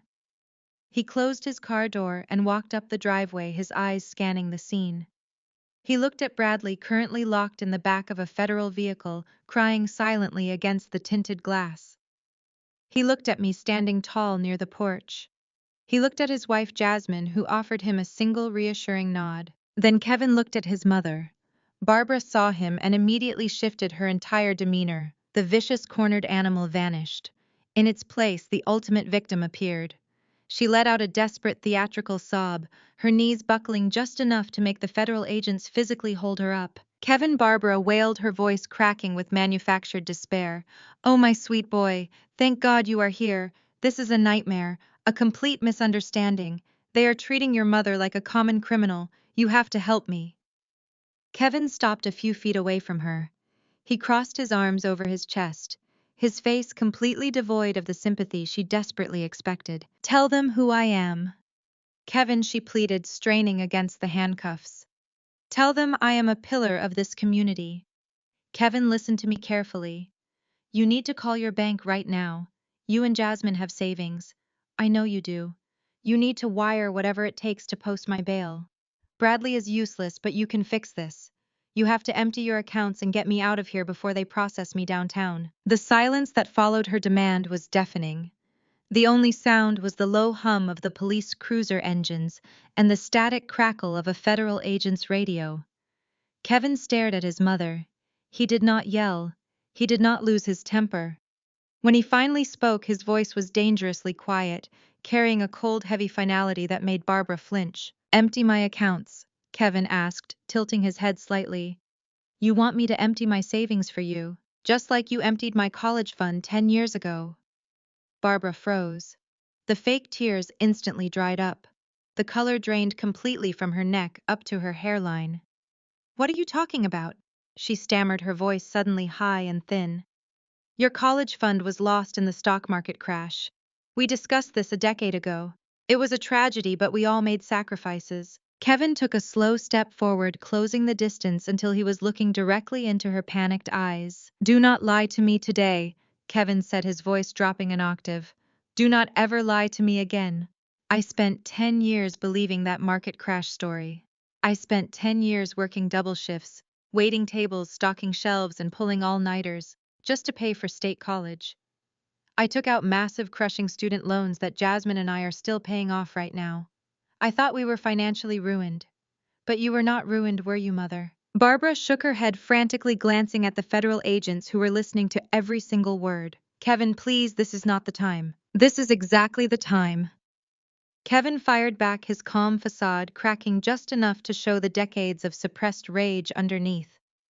Jasmine and Diana dug through the offshore accounts. They did not just find the missing charity funds, they found the complete transaction history from 10 years ago. "I know exactly where my tuition money went." Bradley got a DUI his senior year of law school. He crashed his leased sports car into a storefront. He was looking at jail time and permanent disbarment before his career even started. Bradley, sitting in the back of the SUV, buried his face in his hands. "You could not let your golden boy face the consequences," Kevin continued, his voice ringing across the lawn. "So you quietly drained my entire college trust. You used every single penny I had to pay off the store owner, bribe the local magistrate, and completely expunge Bradley's record. You stole my future to protect a drunk driver. And then you looked me in the eye and told me the money vanished in a recession. You watched me struggle for a decade while you bought Bradley a brand new car as a graduation present." "I did it for the family," Barbara whispered frantically, her eyes darting around the yard. "I had to protect our reputation. You have to understand, Kevin. You are my son. You owe me your loyalty." "I owe you absolutely nothing," Kevin said smoothly. Unzipped the front pocket of his canvas jacket. Barbara watched him eagerly, a tiny spark of delusion reigniting in her eyes. She actually believed for one fleeting second that her youngest son was reaching for his checkbook. She believed that the lifelong conditioning of family loyalty would force him to rescue her. Kevin did not pull out a checkbook. He pulled out a thick, heavy manila envelope. He held it out, tapping it gently against Barbara's chest, since her hands were securely shackled behind her back. The federal agent standing next to her smoothly reached out and took the envelope on her behalf. "What is that?" Barbara asked, her voice barely a whisper. "That is a civil lawsuit," Kevin replied, stepping back to stand beside his wife. "Jasmine drafted it this morning. We are suing you for the exact amount of the stolen tuition money plus 10 years of compound interest, punitive damages, and extreme emotional distress. You wanted me to post your bail. Instead, I am placing a lien on whatever remaining assets the federal government does not seize first." Kevin reached out and took Jasmine's hand, his fingers intertwining with hers. He looked at his mother with absolute, devastating indifference. "Have a safe trip downtown, Mother," Kevin said. "I hear the food is terrible." The federal agents practically dragged Barbara toward the second SUV. She did not look back. The heavy doors slammed shut in rapid succession, sealing both mother and son inside their respective federal cages. Kevin watched them go, his expression unreadable before wrapping a protective arm around Jasmine's waist. The engines roared to life, and the convoy pulled away, their red and blue lights fading into the distance. They left the muddy driveway strangely quiet, but the silence did not last long. The harsh glare of aftermarket high beams suddenly cut through the evening shadows. A battered matte black SUV aggressively turned onto the cul-de-sac, its engine rumbling with a deep, menacing growl. It hopped the curb and parked at a sharp angle, completely boxing in Brittany's ruined pink Fiat. Four massive men stepped out into the cool night air. They wore heavy leather jackets and dark boots, their faces partially obscured by the shadows. They did not say a single word, but their synchronized heavy footsteps as they advanced up the driveway exuded an air of absolute terrifying menace. Brittany let out a sharp, genuine gasp. She backed away from her car, her platform sneakers slipping on the damp, ruined grass. She looked frantically toward the street, but the police cruiser had already departed following the IRS agents. She was completely unprotected. She spun around, her panicked eyes locking onto me standing on the porch. "Diana, please!" Brittany begged, her voice trembling as she rushed toward the wooden stairs. She clutched her swollen belly, her face a mask of absolute terror. "I know you hate me. I know what Bradley and I did was unforgivable. But you have to help me. Those men are going to kill me. They are going to hurt the baby." I stood motionless watching her perform. "You have an $18 million trust fund," Brittany cried, tears spilling over her heavy makeup. "$50,000 is absolutely nothing to you. It is pocket change. Please just wire the money to my account right now so I can pay them off and disappear forever. I swear on my life I will never bother you or your family again." Bradley promised them money today and now he is gone. They will not leave without cash. I looked down at her tear-streaked face, feeling absolutely nothing but cold clarity. My mind flashed back to a Tuesday afternoon 3 months ago at the local high-end grocery store. I had been buying specific ingredients for a dinner Bradley had aggressively requested. Brittany had followed me down the aisle and practically slammed her shopping cart into mine. She had leaned in close, smelling of cheap vanilla perfume and expensive espresso. She had looked directly at the prenatal vitamins I had mistakenly left visible in my open purse from my last failed IVF cycle. "Give it up," she had whispered, her voice loud enough for the cashier and two other customers to hear clearly. "You are just a barren, dried-up wife. Bradley needs a real woman to give him a proper heir. He is done playing house with a broken toy. Accept reality and step aside." I remembered the burning humiliation of that moment, the pitying look from the teenage cashier, the crushing weight of my own grief weaponized against me by a stranger in a checkout line. I remembered rushing to my car and sobbing until I could not breathe. I looked at the woman who had publicly humiliated me, who had tried to steal my home, who had mocked my deepest, most agonizing heartbreak. I did not blink. "I am not giving you a single dime, Brittany," I stated, my voice echoing clearly across the yard. "You made your bed. Now you get to deal with the monsters hiding under it." Brittany dropped the desperate victim act instantly. The tears vanished. Her face contorted into a mask of pure, vicious rage. "You selfish witch," she screamed, pointing a shaking finger at me. "You are going to let them murder a pregnant woman over petty jealousy.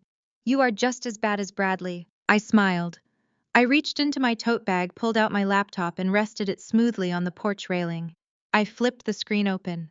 The glow illuminated my face as I tapped the keyboard twice, bringing up a highly detailed, comprehensive background report. "I am not letting anyone murder you." "Brittany," I replied, turning the screen so she could see the bright, high-resolution photographs displayed there. "Mostly because those men standing in my driveway are not loan sharks. And they certainly are not part of any dangerous organized crime syndicate." Brittany froze. The color rapidly drained from her face. The four menacing men in the driveway stopped their aggressive advance, exchanging confused, uneasy glances with each other. I looked directly at the tallest, most intimidating man standing near the front bumper of the black SUV. "Good evening, Marcus," I called out cheerfully. "How is the custom auto body shop business going lately? I see you brought your cousins with you tonight. Did you guys finish that transmission repair on 5th Street yet?" Marcus physically jolted, pulling his leather collar up as if trying to hide his face. He looked at Brittany, completely unsure of what to do next. Brittany's mouth dropped open. She tried to speak, but no sound materialized. I turned back to my ex-husband's mistress, projecting my voice so everyone could hear. "My forensic audit did not just cover Bradley's offshore accounts, Brittany. When I noticed a recurring series of $10,000 cash withdrawals from his private checking account. Over the last 6 months, I decided to run a full background check on the recipient. You told Bradley you were in massive debt to violent criminals to extort him for quick cash. But you do not have any actual debt. You have a luxury condo downtown leased under an assumed name. I tapped the screen again, pulling up a joint bank account statement. And you share a very lucrative high-yield savings account with Marcus, your actual boyfriend of 5 years. Brittany took a massive step back, her hands dropping completely away from her belly. You do not run from loan sharks, I continued, my voice ringing with absolute crushing authority. You run a highly specialized extortion ring. You target wealthy, arrogant married men who think they can cheat without consequences. You get pregnant, you fake a crisis, you bring in Marcus and his cousins to play the terrifying mobsters, and you bleed your marks dry. Bradley was not your sugar daddy. He was just your latest victim. The federal convoy had barely reached the end of the cul-de-sac when Marcus and his battered black SUV had aggressively swerved across the narrow street, completely blocking the government vehicles from exiting. The lead IRS agent had slammed on the brakes, furious at the obstruction. He had marched Bradley out of the back seat by his collar, temporarily securing him against the hood of the local police cruiser, while the other agents moved to clear the barricade. That was exactly why Bradley was standing right there in the damp evening air, handcuffed and humiliated, listening to every single word I just said to his mistress. Bradley stared at Brittany, his jaw unhinged, his eyes bulging with a mixture of absolute disbelief and violent rage. The realization washed over his pale face. There were no loan sharks. There was no mafia debt. The helpless, terrified woman he had bankrupted his mother to protect was nothing but a professional con artist. You scheming, parasitic fraud! Bradley screamed, his voice tearing through the quiet neighborhood. He lunged forward, but the federal agent yanked him back against the cruiser by his collar. You set me up. You faked the threats. You drained every last cent I had. Brittany did not even bother to defend herself. The moment I exposed Marcus, her entire victim persona evaporated. She looked at the federal agents standing just yards away, their hands resting cautiously on their tactical belts. She looked at Marcus, who was already backing away toward his illegally parked SUV, his hands raised in surrender. Brittany turned on her platform sneakers, abandoning her ruined pink Fiat without a second thought, and sprinted toward Marcus's vehicle. They scrambled inside, threw the engine into reverse, and peeled out of the cul-de-sac, tires screeching as they fled the scene of their failed extortion attempt. Bradley watched the taillights disappear, his chest heaving with ragged, panicked breaths. He had lost his money, his freedom, and now his ultimate male fantasy had been exposed as a cheap grift. Cornered and completely out of options, he turned his venom toward the only target left. He glared at me, his face twisting into a mask of pure self-righteous indignation. You did this! Bradley spat, his voice shaking with desperate fury. You orchestrated this entire circus just to destroy me. You tore this family apart, Diana. You sent my mother away in handcuffs. You ruined my career. We stood at an altar and took vows. We promised for better or for worse. You swore to stand by my side, and instead you spent months stabbing me in the back like a vindictive, hysterical sociopath. I stood perfectly still on the porch, looking down at the man I had once loved. The sheer audacity of his guilt trip was almost impressive. Do not dare weaponize our marriage vows against me, Bradley, I said, my voice cutting through the damp air with surgical precision. You forfeited the right to talk about loyalty 5 years ago. Bradley scoffed, shaking his head with exaggerated disbelief. Oh, here we go, the paranoid delusions again. I walked slowly down the wooden porch steps, closing the distance until I was standing just a few feet away from him. The federal agent holding his collar watched me carefully, but did not intervene. Let us talk about our 3rd anniversary, Bradley, I said, keeping my voice low and dangerous. You promised me a romantic dinner at that expensive steakhouse downtown. I sat at a corner table in my favorite dress, checking my watch for 2 straight hours, while the waiter brought me pity water. You finally texted me at 10 o'clock saying you were trapped at the office dealing with an emergency corporate merger. Bradley swallowed hard, his eyes darting away from mine. That was a real emergency. No, it was a real hotel room, I corrected him smoothly. You see, Bradley, you were always sloppy with your digital footprint. You used our joint credit card to book a luxury suite at the Four Seasons exactly 4 blocks away from my restaurant. I drove past the hotel on my way home. I saw you walking through the glass lobby doors with your arm wrapped tightly around your 23-year-old assistant. You were laughing. You kissed her right there in the valet lane. The color completely drained from Bradley's face. The arrogant defiance vanished, replaced by a sickening realization that I had known his true nature for years. I did not scream.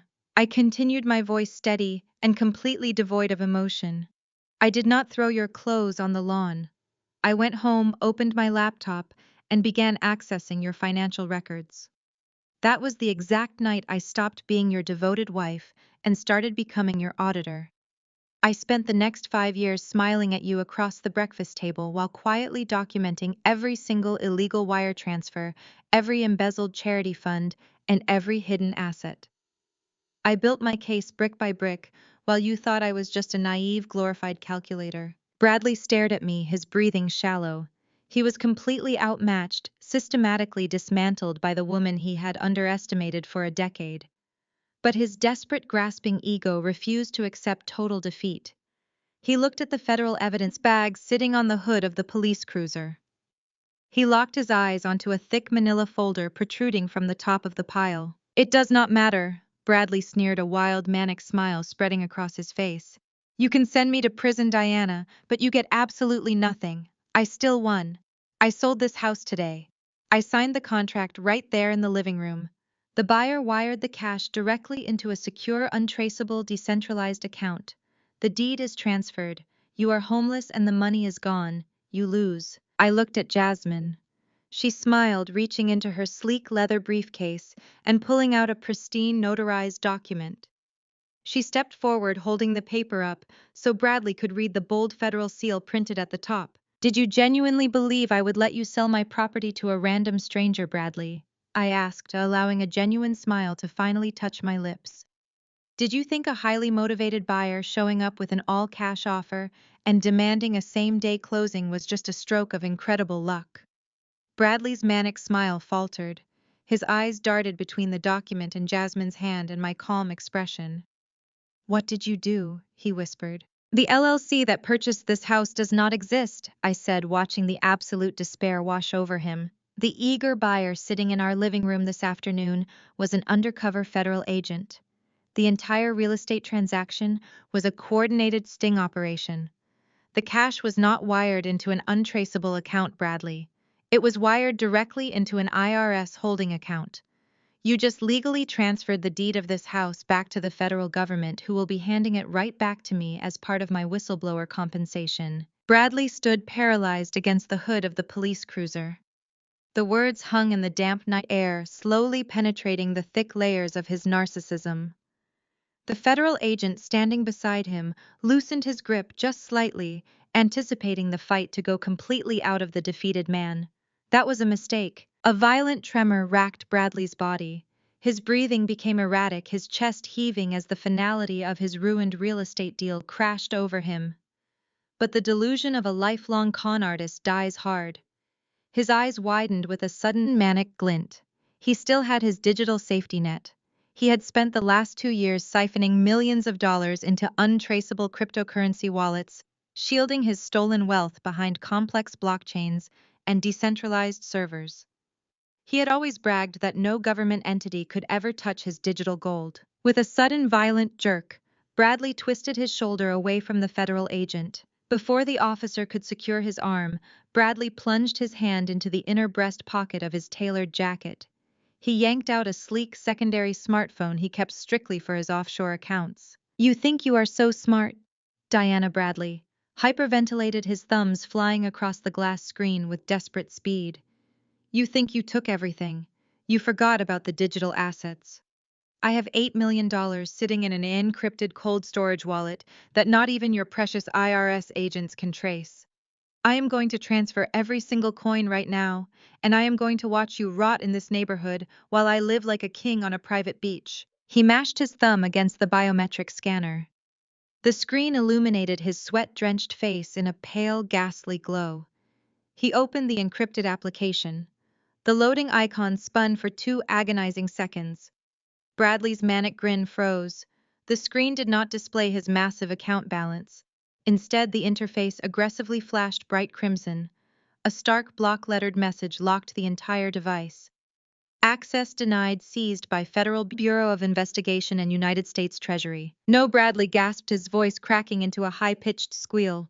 No, that is impossible. It is encrypted. It is decentralized. You cannot seize a private blockchain wallet. He furiously tapped the screen, striking the glass so hard it threatened to shatter. He hit the refresh button over and over, his breaths coming in short, hysterical wheezes. The crimson warning banner remained absolute and unchanging. His digital fortune, his final escape route, his ultimate trump card had been completely evaporated by the federal government. The realization pushed Bradley entirely over the edge of sanity. The last tether holding his mind together snapped with an audible pop. He let out a primal, guttural roar that sounded more animal than human. He threw the useless phone directly at the police cruiser windshield. In the same motion, he dropped his shoulder violently, shoving the momentarily distracted federal agent backward into the side panel of the SUV. Liberated for a fraction of a second, Bradley lunged forward. His eyes were wide and bloodshot, completely fixated on me. His hands curled into tight, trembling fists as he charged across the wet grass, intent on tearing me apart with his bare hands. I did not even flinch. I did not need to. Jasmine moved with terrifying, lethal precision. She did not scream or panic. As Bradley barreled past her, completely blinded by his murderous rage, Jasmine simply stepped into his path. She fluidly hooked her expensive leather boot directly behind his right ankle. Simultaneously, she drove the palm of her hand hard into his left shoulder, using his own aggressive momentum entirely against him. Bradley never even saw it coming. His feet flew out from under him. He went airborne for a split second before crashing face first into the muddy lawn with a sickening thud. The impact drove the breath from his lungs in a sharp, pathetic wheeze. Mud splattered across his tailored Italian suit and coated the side of his face. Jasmine stood casually over him, brushing a microscopic speck of dirt off her immaculate blazer. She looked down at her brother-in-law with a mixture of absolute disgust and surgical amusement. "You have always been so utterly predictable," Bradley. Jasmine drawled, her voice dripping with venomous mockery. "Every single time you lose, you throw a violent tantrum. Do you remember when Kevin beat you at that racing video game on Thanksgiving, and you hurled the controller straight through your father's new flat-screen television? Do you remember when you missed a simple putt at the country club tournament and smashed your custom driver against a golf cart until the shaft snapped? You have the emotional regulation of a spoiled toddler. But this is not a game you can reset, Bradley. You cannot just buy a new television to fix this." Two federal agents immediately descended on the fallen man. They drove their knees heavily into his back, pinning him firmly against the wet earth. Bradley thrashed and spat mud, his voice reduced to a pathetic sobbing whine as they aggressively wrenched his arms behind his back and secured heavy steel handcuffs around his wrists. The loud metallic click echoed through the quiet neighborhood, finalizing his physical captivity. I walked slowly across the grass, stopping just inches from his head. I looked down at the man who had tormented me, betrayed me, and tried to leave me with nothing. His cheek was pressed into the dirt. He looked up at me, his eyes leaking tears of absolute defeat. "My money," Bradley whimpered, his voice muffled by the mud. "That was my money. You had no right." "It was never your money, Bradley," I said, my voice cold and completely devoid of pity. "And the federal government did not just seize your cryptocurrency to hold it in a vault. They already redistributed it." Bradley stopped thrashing. He stared up at me, his chest heaving against the pressure of the agent's knee. "Redistributed it," he choked out. I smiled, feeling a profound, radiant warmth spread through my chest. "Jasmine and I did not just hand over the account numbers. We handed over the comprehensive list of your victims. We tracked every single deposit that went into that cold storage wallet. We proved exactly where that $8 million originated. It came from those fake high-pressure real estate investment seminars you hosted across the state. The ones where you specifically targeted vulnerable elderly couples." Bradley squeezed his eyes shut, shaking his head against the grass. "You preyed on grandmothers and grandfathers," I continued, my voice rising so the entire street could hear. "You sold them worthless timeshares and phantom commercial properties. You drained their retirement accounts, stole their pensions, and funneled their life savings into your little digital vault. While the United States Treasury works remarkably fast when presented with an airtight forensic audit. Every single coin in that wallet was legally seized, liquidated, and earmarked for total restitution. I leaned down, bringing my face closer to his muddy ear. By tomorrow morning, hundreds of elderly victims will be receiving federal checks restoring their stolen retirements, I whispered. You are not just going to federal prison, Bradley. You are going to prison utterly and completely penniless. You do not have a house. You do not have a car. You do not have a wife. You do not even have a single digital coin to your name. You are a broke, pathetic fraud, and the whole world finally knows it. Bradley's face went completely slack against the wet grass. The furious fight drained out of his body in a single shuddering breath, leaving nothing but a hollow, trembling shell of a man. He did not yell. He did not struggle. He simply lay there in the mud, staring blankly at my shoes as the federal agents hauled him roughly to his feet. He looked like a deflated balloon. His custom Italian suit ruined his bottomless arrogance, completely eradicated by the sheer mathematical reality of his absolute ruin. Before the agents could march him toward the waiting federal vehicles, the aggressive screech of heavy tires shattered the quiet night. A massive white van, emblazoned with the bright red logo of Channel 7 Action News, jumped the curb at the end of the street. Its towering satellite dish was already fully extended, humming with electrical power. I glanced over my shoulder and caught Jasmine slipping her smartphone back into her tailored blazer pocket. She offered me a slow, razor-sharp smile. Whistleblowers should always ensure maximum transparency, she whispered, her eyes dancing with surgical amusement. I thought the 6 o'clock broadcast could use a little exclusive breaking news. The side doors of the news van slid open violently before the vehicle even came to a complete stop. A highly coordinated swarm of reporters, producers, and heavily armed cameramen spilled out onto the asphalt like a pack of starving wolves catching the scent of fresh blood. Harsh, blinding camera lights ignited instantly, transforming the dark, muddy cul-de-sac into a brilliantly illuminated theatrical stage. They surged up the driveway, completely ignoring the flashing police lights and the imposing federal agents. Microphones were thrust forward like weapons. The lead reporter, a sharp-featured woman renowned across the state for tearing apart corrupt politicians, marched straight toward the open door of the federal SUV where Barbara was currently being processed. Barbara Wilson, the reporter, shouted, her voice cutting through the chaotic din of idling engines and police radios. Channel 7 News. Are you aware that a federal warrant has been issued for your arrest regarding the embezzlement of pediatric cancer charity funds? Can you confirm the allegations that you systematically stole millions of donated dollars to fund your luxury lifestyle? Barbara let out a high-pitched shriek of pure, unadulterated terror.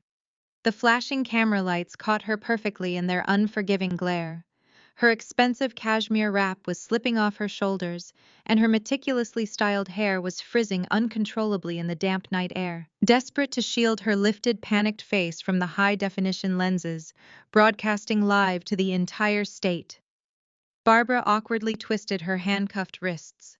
She managed to snatch her massive, customized Himalayan crocodile Birkin bag off the leather seat of the SUV.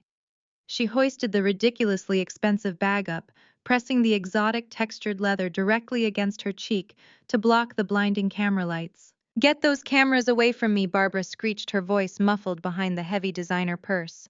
I have no comment. I am a victim of a vicious coordinated smear campaign. You are violating my privacy. I demand you turn those cameras off this instant. I stepped directly into the glaring spotlight, standing shoulder to shoulder with the lead reporter. I looked right into the primary camera lens, ensuring my voice was loud, clear, and perfectly articulated. That bag she is hiding behind is a fascinating piece of evidence, I announced, pointing directly at the trembling crocodile purse. That is a custom Hermes Birkin.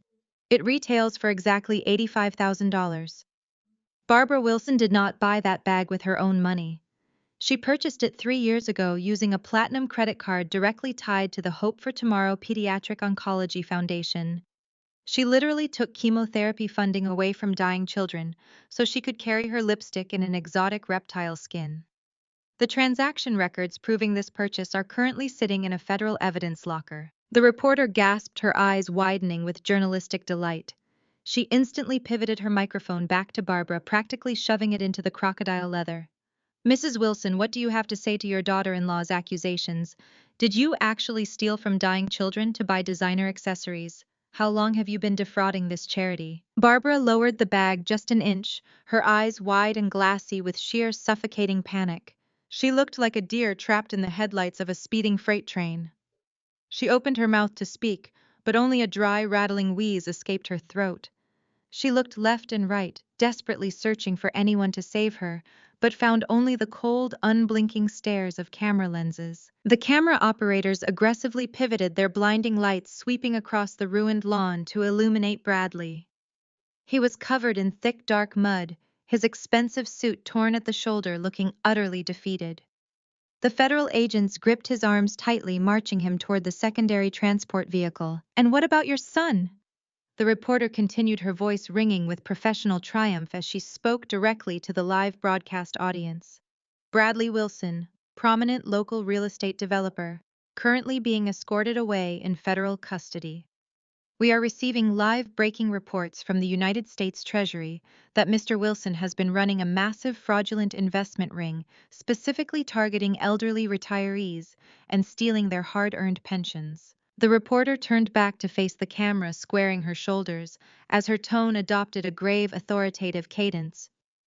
"What you are witnessing here tonight is the complete and total downfall of the Wilson family. Long considered untouchable pillars of high society, they are now being exposed to the entire state as broke, fraudulent criminals who preyed on the most vulnerable members of our community.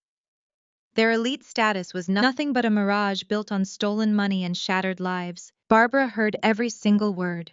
The illusion of her untouchable wealth, her pristine reputation, and her elite social standing completely evaporated into the damp night air. The brutal reality of her absolute destruction finally registered in her mind. The heavy Birkin bag slipped from her trembling fingers, hitting the asphalt with a dull, heavy thud. Her eyes rolled back into her head. Her knees buckled violently beneath her.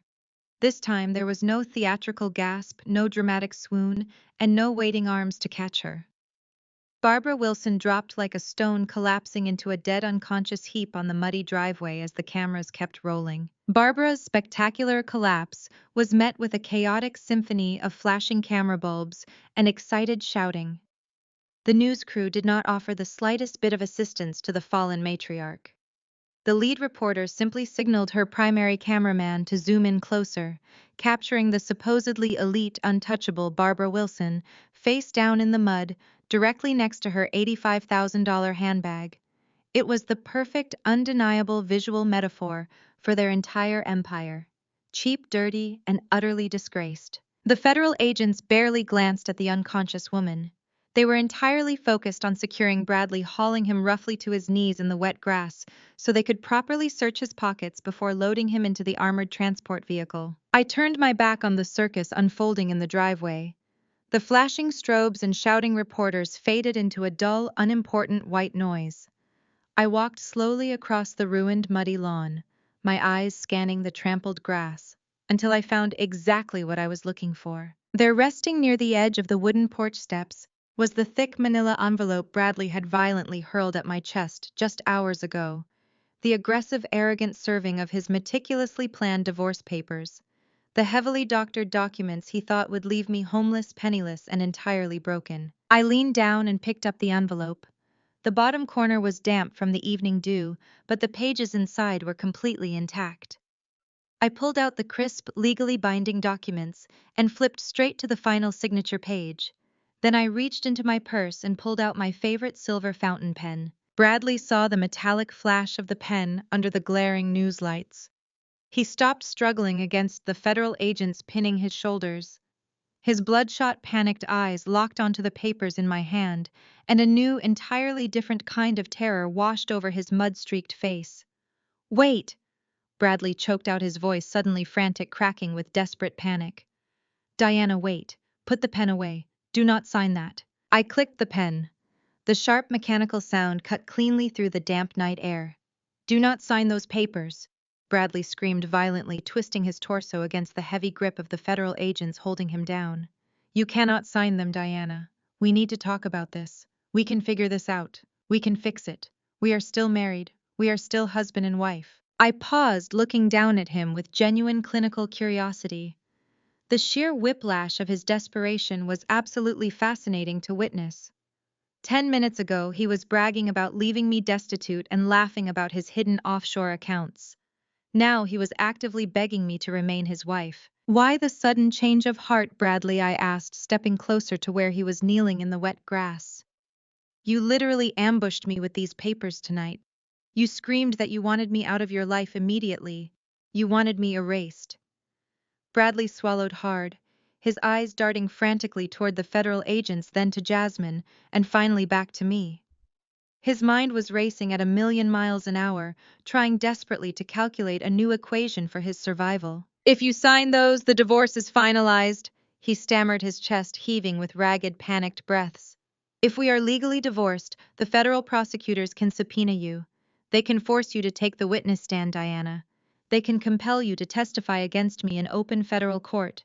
But if we stay married, if you just put that pen down and do not sign those papers, I can invoke spousal privilege.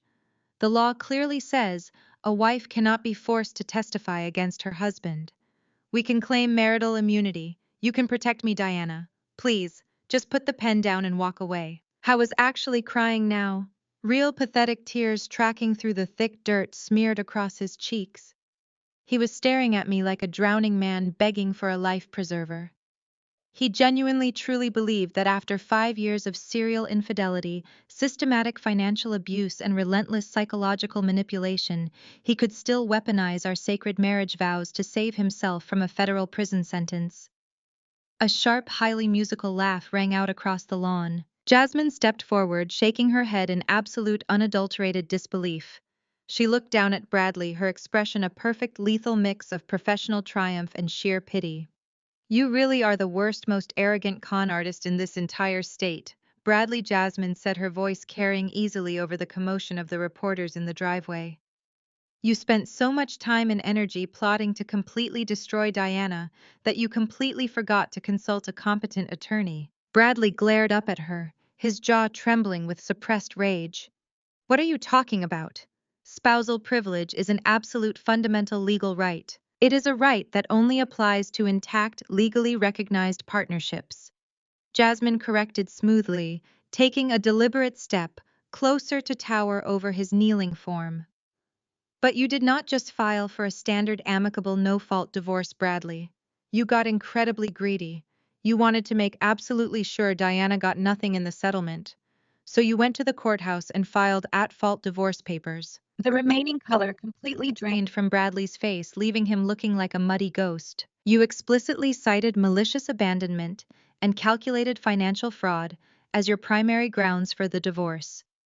Jasmine continued, her words landing like heavy physical blows against his fragile ego. You formally submitted legally binding documents to the state court, declaring that your wife was a hostile, antagonistic entity who actively worked to destroy your life. You put it permanently on the public record. No, Bradley whispered, his eyes widening in absolute horror as the inescapable legal trap he built for himself finally snapped shut. Yes, Jasmine smiled, a cold, brilliant, terrifying expression. By legally declaring the marriage adversarial and formally accusing her of fraud, you completely severed the marital sanctuary. You explicitly permanently waived your right to invoke any form of spousal privilege the exact second you filed those malicious papers. The federal prosecutors do not even have to fight your defense team on it. You handed them the loophole on a silver platter. She can testify against you for days, she can hand over every piece of evidence she gathered, and there is absolutely nothing your high-priced lawyers can do to stop it. You played yourself, Bradley. Bradley let out a hollow, agonizing groan. He slumped forward, his chin resting heavily on his chest. His grand master plan had been completely dismantled by his own arrogant greed. He had handed me the exact precise weapon I needed to ensure he spent the next 20 years behind concrete walls. I looked down at the signature line on the divorce papers.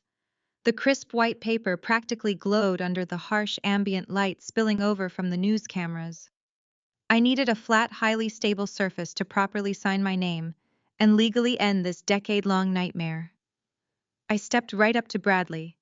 He was still kneeling in the mud, his hands securely handcuffed behind his back, his shoulders severely slumped in total pathetic defeat.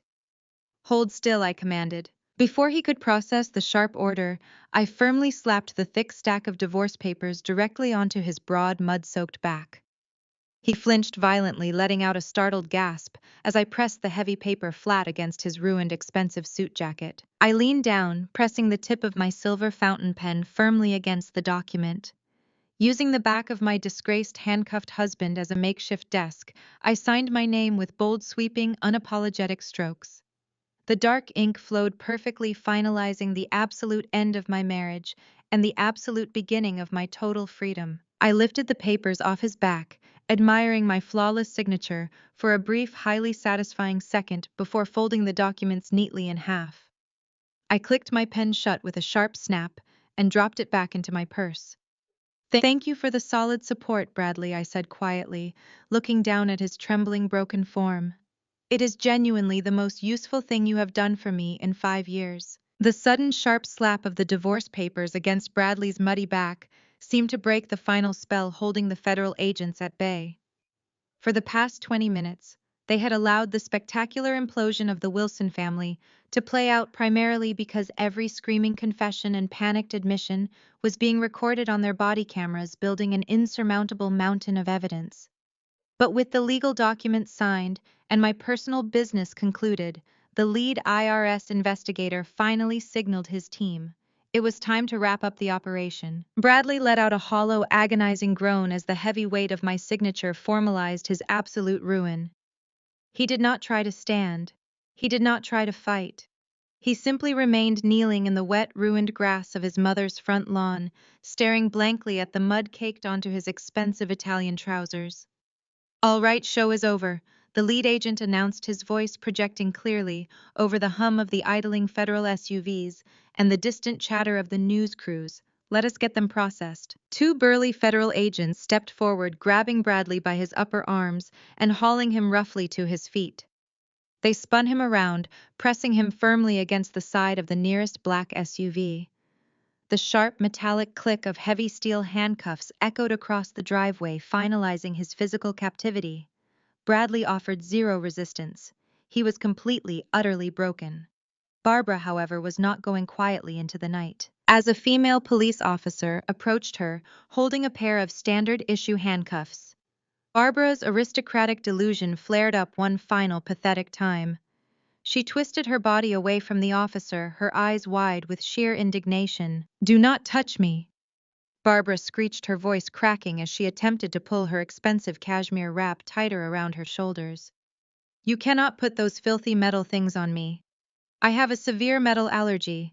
My skin is incredibly sensitive. They will scratch my wrists. I demand you let me walk to the vehicle unrestrained.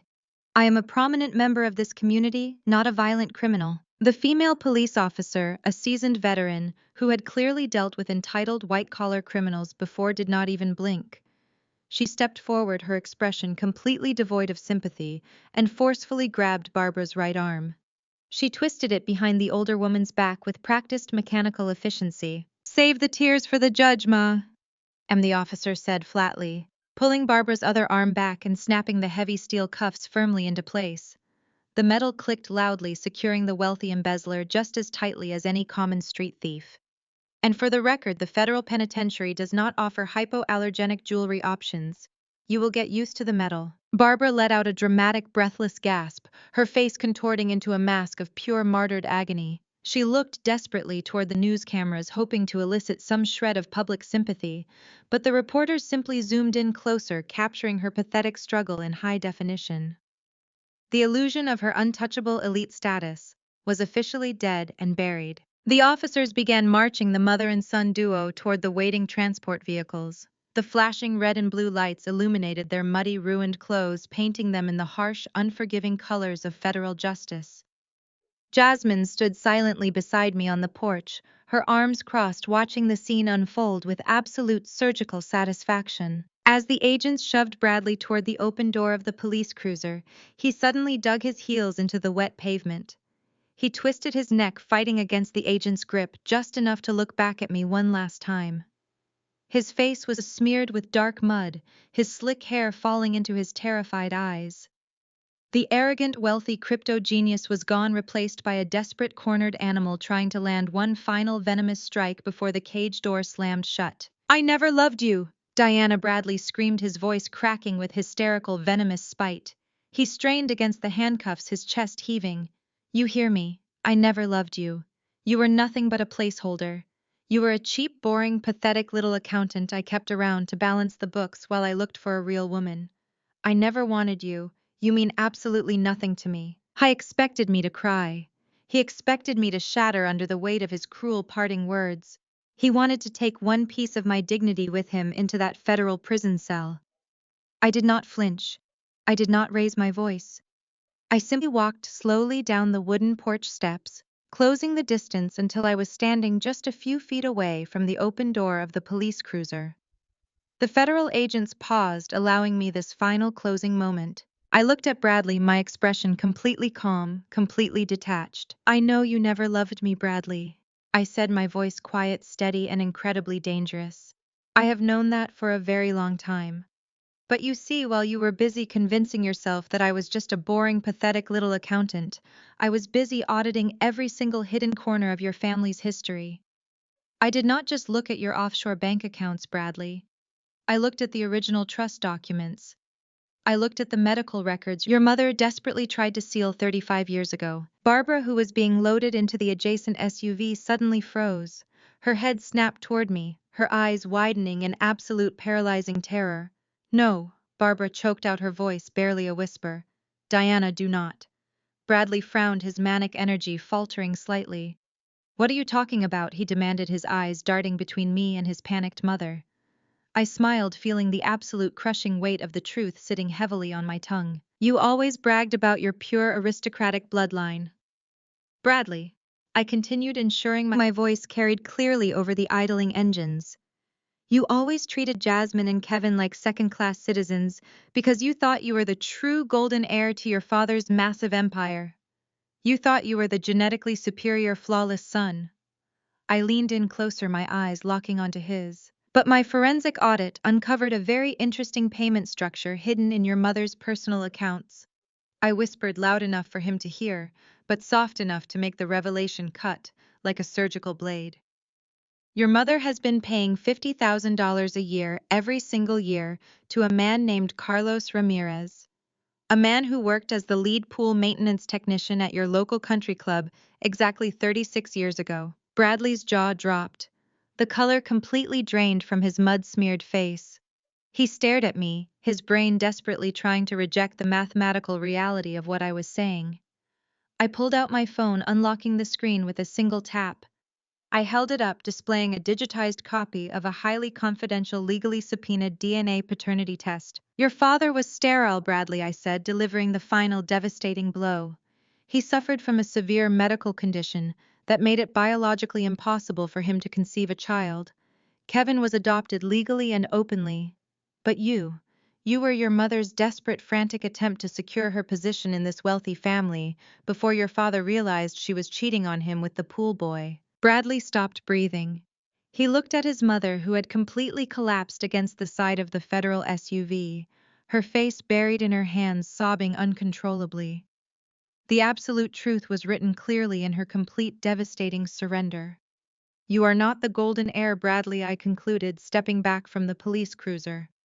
"You do not have a single drop of aristocratic blood in your veins. You are a biological fraud, a financial fraud, and a complete failure." The federal agent shoved Bradley's head down, forcing his limp, unresponsive body into the back of the police cruiser.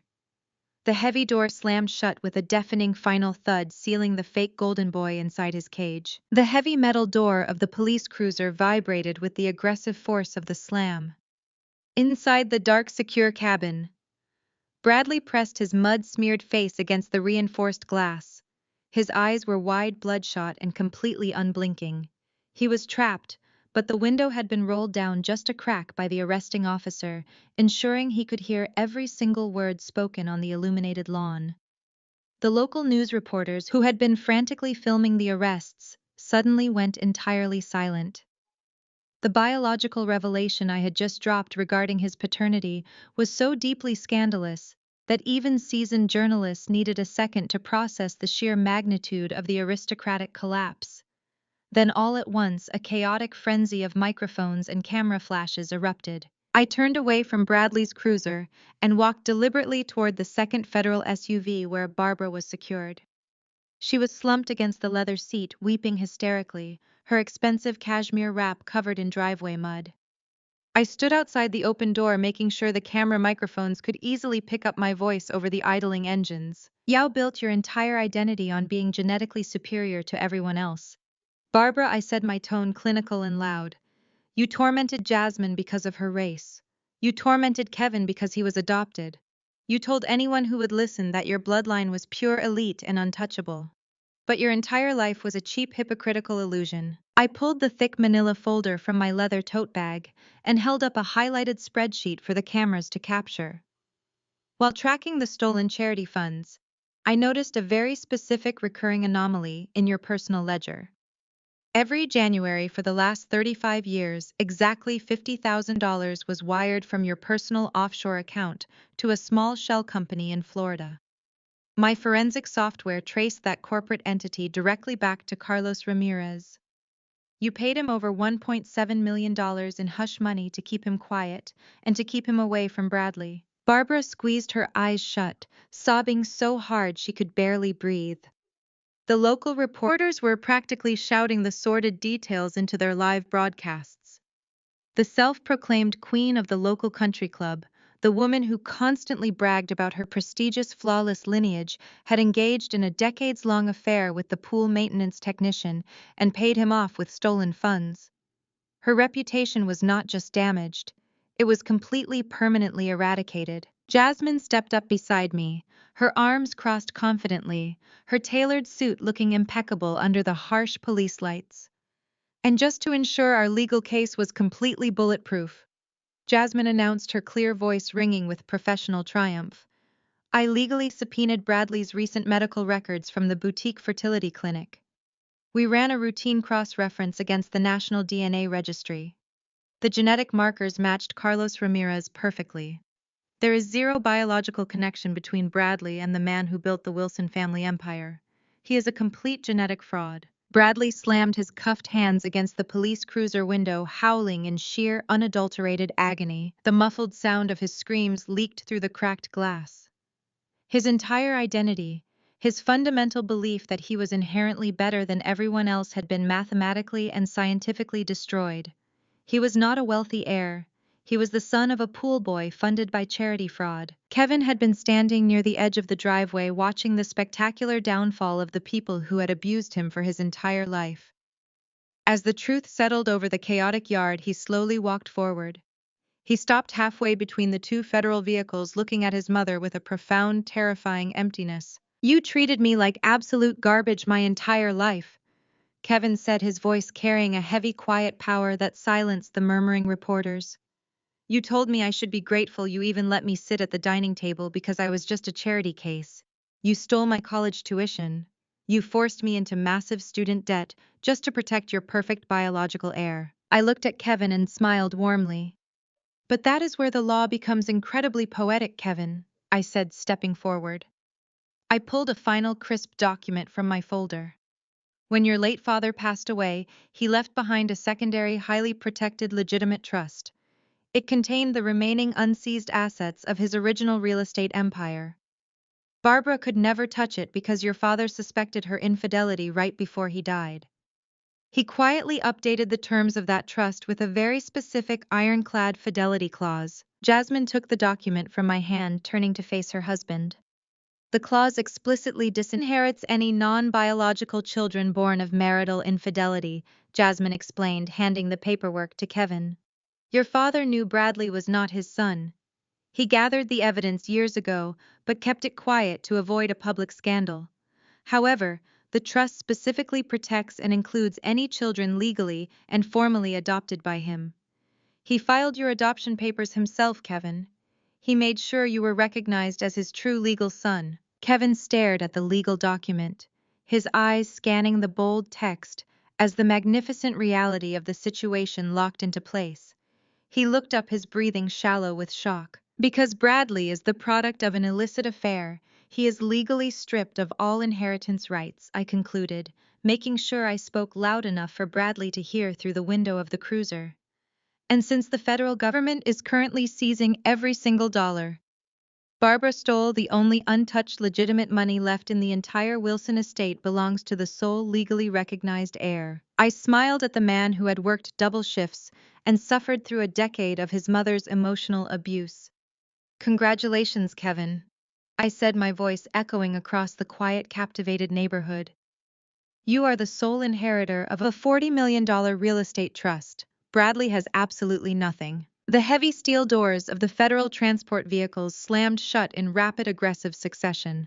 The rhythmic metallic drumbeats signaled the absolute and permanent end of the Wilson family reign.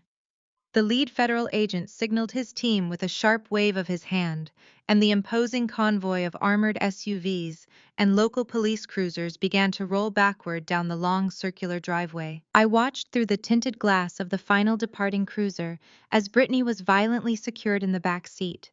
Her pathetic, greedy attempts at extorting me earlier in the evening had earned her a direct ticket to the county jail, alongside the very people she tried to emulate.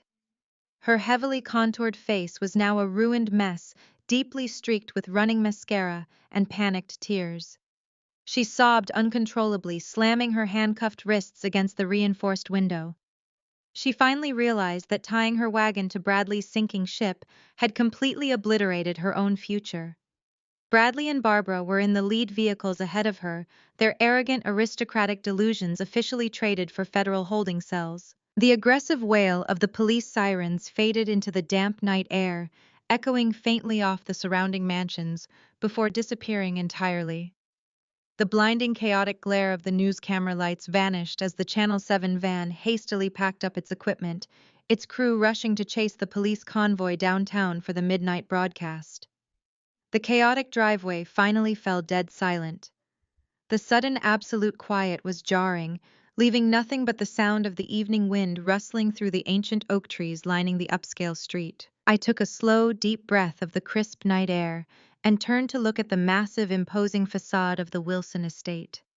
The pristine white columns, the wraparound porch, and the perfectly manicured landscaping had always been the ultimate symbol of their untouchable elite wealth.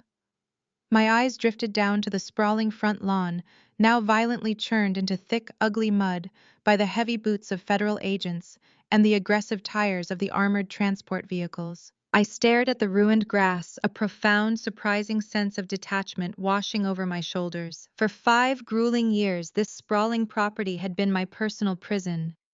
I remembered the endless, exhausting Saturday mornings I spent out here on my hands and knees in the dirt. I used to pull weeds, trim the massive rose bushes, and scrub the pristine white porch pillars until my fingers literally bled. I had desperately tried to maintain the flawless, picture-perfect illusion of our highly successful marriage for the neighborhood to see. Meanwhile, Bradley would be passed out upstairs in the cavernous master suite, aggressively sleeping off another luxurious, expensive cocaine-fueled bender he had enjoyed with his so-called business partners the night before.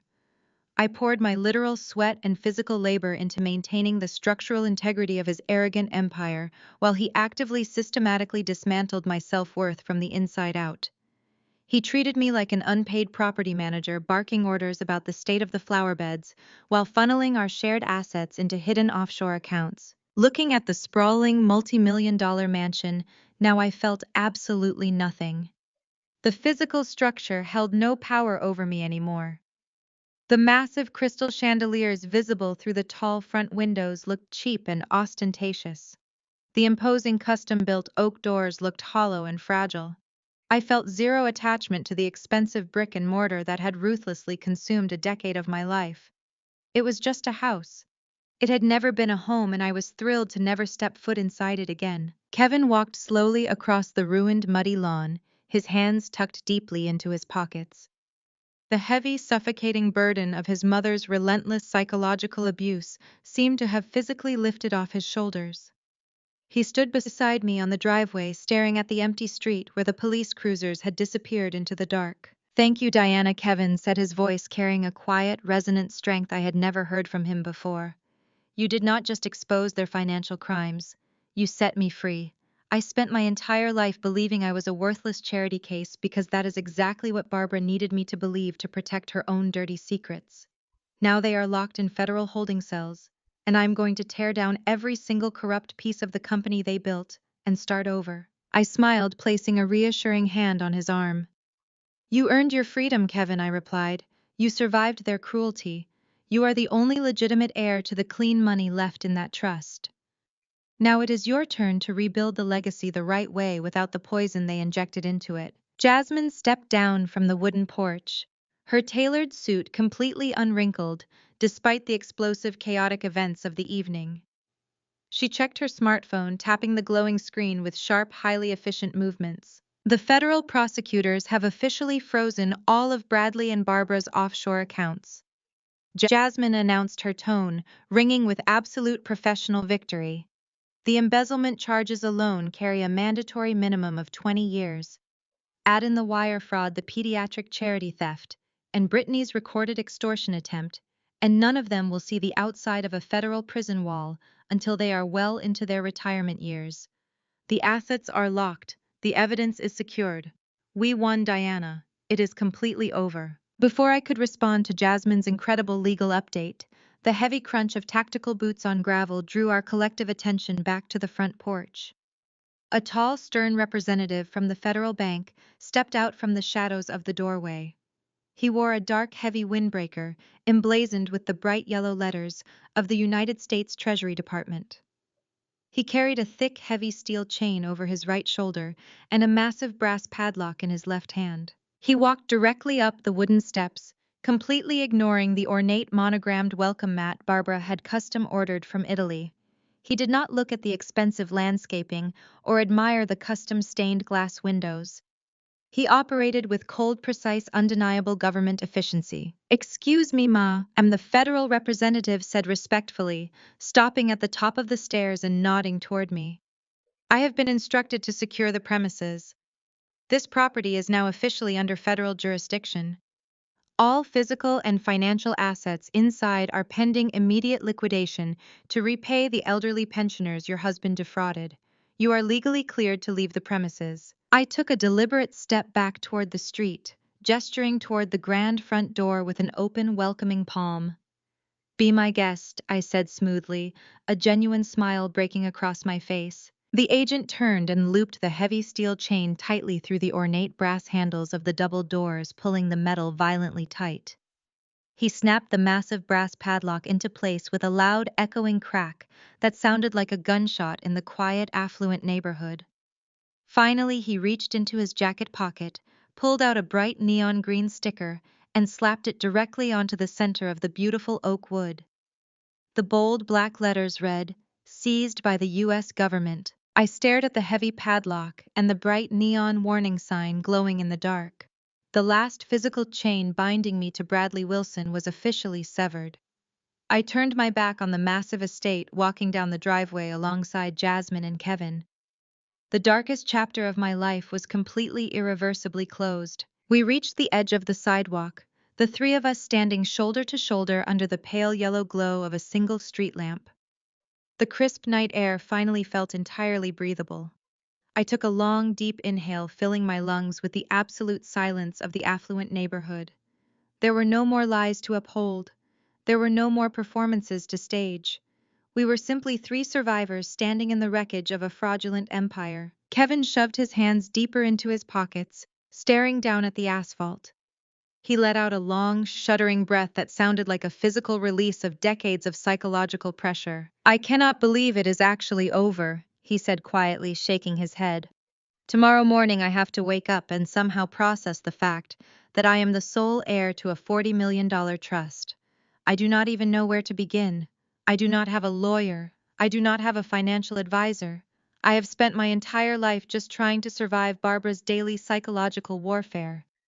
Jasmine offered him a warm, highly professional smile. "You do not need to figure it all out tonight, Kevin," she reassured him, her tone shifting seamlessly from lethal litigator to supportive counsel. "The federal prosecutors will be busy dismantling Bradley and Barbara's illegal assets for months. The legitimate trust left by your father is locked behind an impenetrable fidelity clause. Your money is completely safe. I have a list of 3 highly respected, fiercely independent trust attorneys who specialize in protecting high net worth individuals from greedy relatives. I will email their contact information to you right now. Kevin looked at Jasmine, profound gratitude swimming in his exhausted eyes. Thank you, Jasmine, truly, for everything you both did tonight. He turned to me, wrapping me in a sudden, fiercely tight embrace. It was the first time in 10 years I had felt genuine familial warmth from anyone associated with the Wilson name. I hugged him back, resting my chin on his shoulder. Go home, Kevin, I told him softly. Get some sleep. The federal investigators will call us all in for formal depositions by the end of the week. We have a mountain of testimonies to deliver, and we need to be sharp. Kevin nodded, pulling away and offering us one final grateful smile before turning and walking down the dark street toward his parked car. Jasmine and I stood alone on the quiet sidewalk. We watched Kevin's taillights disappear around the corner, leaving us in complete, undisturbed isolation. The imposing locked mansion loomed behind us, a dark tomb of shattered arrogance. Jasmine let out a sharp musical laugh, shaking her head as she leaned back against the wrought iron street lamp. Can you believe the absolute staggering irony of it all? Jasmine asked, her dark eyes flashing with brilliant amusement. For 5 years, Barbara treated me like I was completely invisible. She used to call me the diversity hire behind my back. She told her country club friends that Bradley only kept me on retainer to fulfill some corporate quota. She genuinely believed that my law degree was somehow inferior because I did not come from her fake aristocratic breeding ground. I smiled, turning to fully face the brilliant attorney who had just helped me execute the most flawless legal trap in the history of the state. And Bradley treated me like a glorified calculator, I replied, my voice ringing with hard-earned clarity. He thought I was just a cheap, boring, pathetic little accountant. He actually believed he was the mastermind of his own success. He never realized that I spent 5 years quietly fixing his disastrous financial errors, balancing his cooked books just enough to keep the IRS away, while I gathered my evidence and literally keeping him out of prison through my own invisible unpaid labor. Jasmine nodded, her expression shifting into profound, unbreakable solidarity. We were the outsiders, Diana, she said quietly. We were the women they invited into their pristine, gated community just to do their dirty work. They thought they could use our intellect, drain our energy, and discard us whenever they felt like it. They completely underestimated us. They never realized that the outsiders were the ones actually holding all the real power. We had the intellect, we had the strategy. We simply let them dig their own graves while we quietly held the shovels. We stood in the quiet night, sharing a deeply profound moment of mutual respect. We had walked into the lion's den completely unarmed, and we had walked out wearing the lion's skin. I turned slightly, unzipping the main compartment of my leather tote bag. The night was not quite over. I had one final piece of business to conduct, and this one had absolutely nothing to do with revenge or destruction. This was entirely about building the future. You know, Jasmine, I began, my tone shifting into sharp, authoritative business mode. The federal prosecutors are going to freeze every single asset tied to the Wilson family name. The corporate accounts, the offshore shell companies, the investment portfolios. It is all gone. Bradley's firm is officially dead, which means, technically speaking, you are currently unemployed. Jasmine raised an eyebrow, her lips curving into a slow, curious smile. I suppose I am, she agreed. Though I think adding the total dismantling of a massive criminal enterprise to my resume will probably attract a few high-paying clients. I am not particularly worried about my career prospects, Diana. You should not be, I replied, pulling a thick, crisp, perfectly bound document from my bag, because I am officially poaching you. Jasmine looked down at the pristine stack of papers in my hand. Her professional curiosity immediately piqued. What is that? It is an employment contract, I stated, clearly, holding the document out to her. A partnership agreement, to be exact. Jasmine took the papers, flipping open the heavy cardstock cover. She scanned the first page, her sharp legal mind instantly processing the terms, the compensation package, and the corporate structure. Her eyes widened slightly as she read the capitalized bold print at the top of the page. I inherited $18 million from my grandfather 3 years ago. I explained, delivering the final brilliant secret, I had kept hidden from Bradley's greedy hands. I locked it away in an impenetrable ironclad trust. Bradley never knew it existed. He thought I was financially dependent on him. He thought he could leave me destitute. But that money has been sitting safely in a secure account, waiting for me to finally cut the dead weight and start my own life. Jasmine looked up from the contract, staring at me with absolute awe. You are starting your own financial firm. I am starting an elite wealth management and forensic accounting firm. I corrected her, my voice ringing with absolute certainty. A firm dedicated specifically to protecting vulnerable individuals from financial predators. I have the capital, I have the vision, I have the unshakable determination. But I need a legal shark to help me protect the perimeter. I need a partner who knows exactly how to tear down corrupt empires and build impenetrable fortresses. I looked Jasmine directly in the eyes, extending my hand toward her in the cool night air. I want you to be the lead legal counsel and a full equity partner at my new firm, Jasmine, I offered. We already proved we are the smartest women in the room. Now it is time to prove we can run the entire city. Jasmine looked at the contract in her hand, then looked back at the massive seized mansion looming in the dark. She let out a sharp, breathless laugh. She gripped the employment contract tightly in her left hand, and with her right hand she reached out and firmly grasped mine. Her dark eyes burned with fierce, unbreakable ambition. I accept, she said, her voice ringing with lethal confidence. Let us go run the city. Exactly 1 month later, the stifling humidity of that dark, chaotic driveway had been completely replaced by the crisp, freezing altitude of the Colorado mountains. I sat curled into the corner of a massive custom-built leather sectional, tucking my bare feet under a thick, heavy cashmere throw blanket. Across the expansive living room, a roaring fire crackled aggressively in the floor-to-ceiling river stone hearth. Beyond the massive wall-to-wall windows, a heavy evening snow fell gently over the private, isolated acres of my Aspen estate. The towering pine trees were dusted in brilliant white powder, standing like silent sentinels guarding my newfound sanctuary. I took a slow, deep breath, inhaling the rich scent of burning cedar and absolute unconditional freedom. The oppressive weight of the Wilson family was nothing but a distant, fading memory. I reached out to the heavy mahogany coffee table, picking up a crystal glass filled with a profoundly expensive, perfectly aged Cabernet Sauvignon. I took a slow sip, letting the rich, complex flavors settle on my tongue as I looked back down at the glowing screen of my digital tablet. The headline on the National Financial News Portal was bold, sharp, and completely uncompromising. Former real estate tycoon and socialite mother receive maximum federal sentences in charity fraud scandal. I scrolled smoothly down the digital page, my eyes scanning the clinical mathematical breakdown of their complete and utter destruction. The federal judge had shown absolutely zero leniency during the sentencing hearing. Bradley and Barbara Wilson were both formally sentenced to 15 years in federal prison without the possibility of early parole. The article detailed how the prosecutors, armed with the impeccably organized forensic ledgers I had meticulously compiled, had effortlessly dismantled their expensive, desperate defense team. Barbara had reportedly collapsed in the courtroom when the judge ordered the total liquidation of her remaining personal assets to pay restitution to the elderly pensioners she had robbed. Her beloved country club memberships were permanently revoked, her elite social status was eradicated, and she was currently sitting in a sterile federal facility wearing a standard issue uniform. Bradley had spent the entire trial aggressively blaming everyone else, including his own mother, right up until the bailiff slapped the heavy steel handcuffs back onto his wrists. His arrogant belief in his own superiority had finally met the cold, hard reality of the justice system.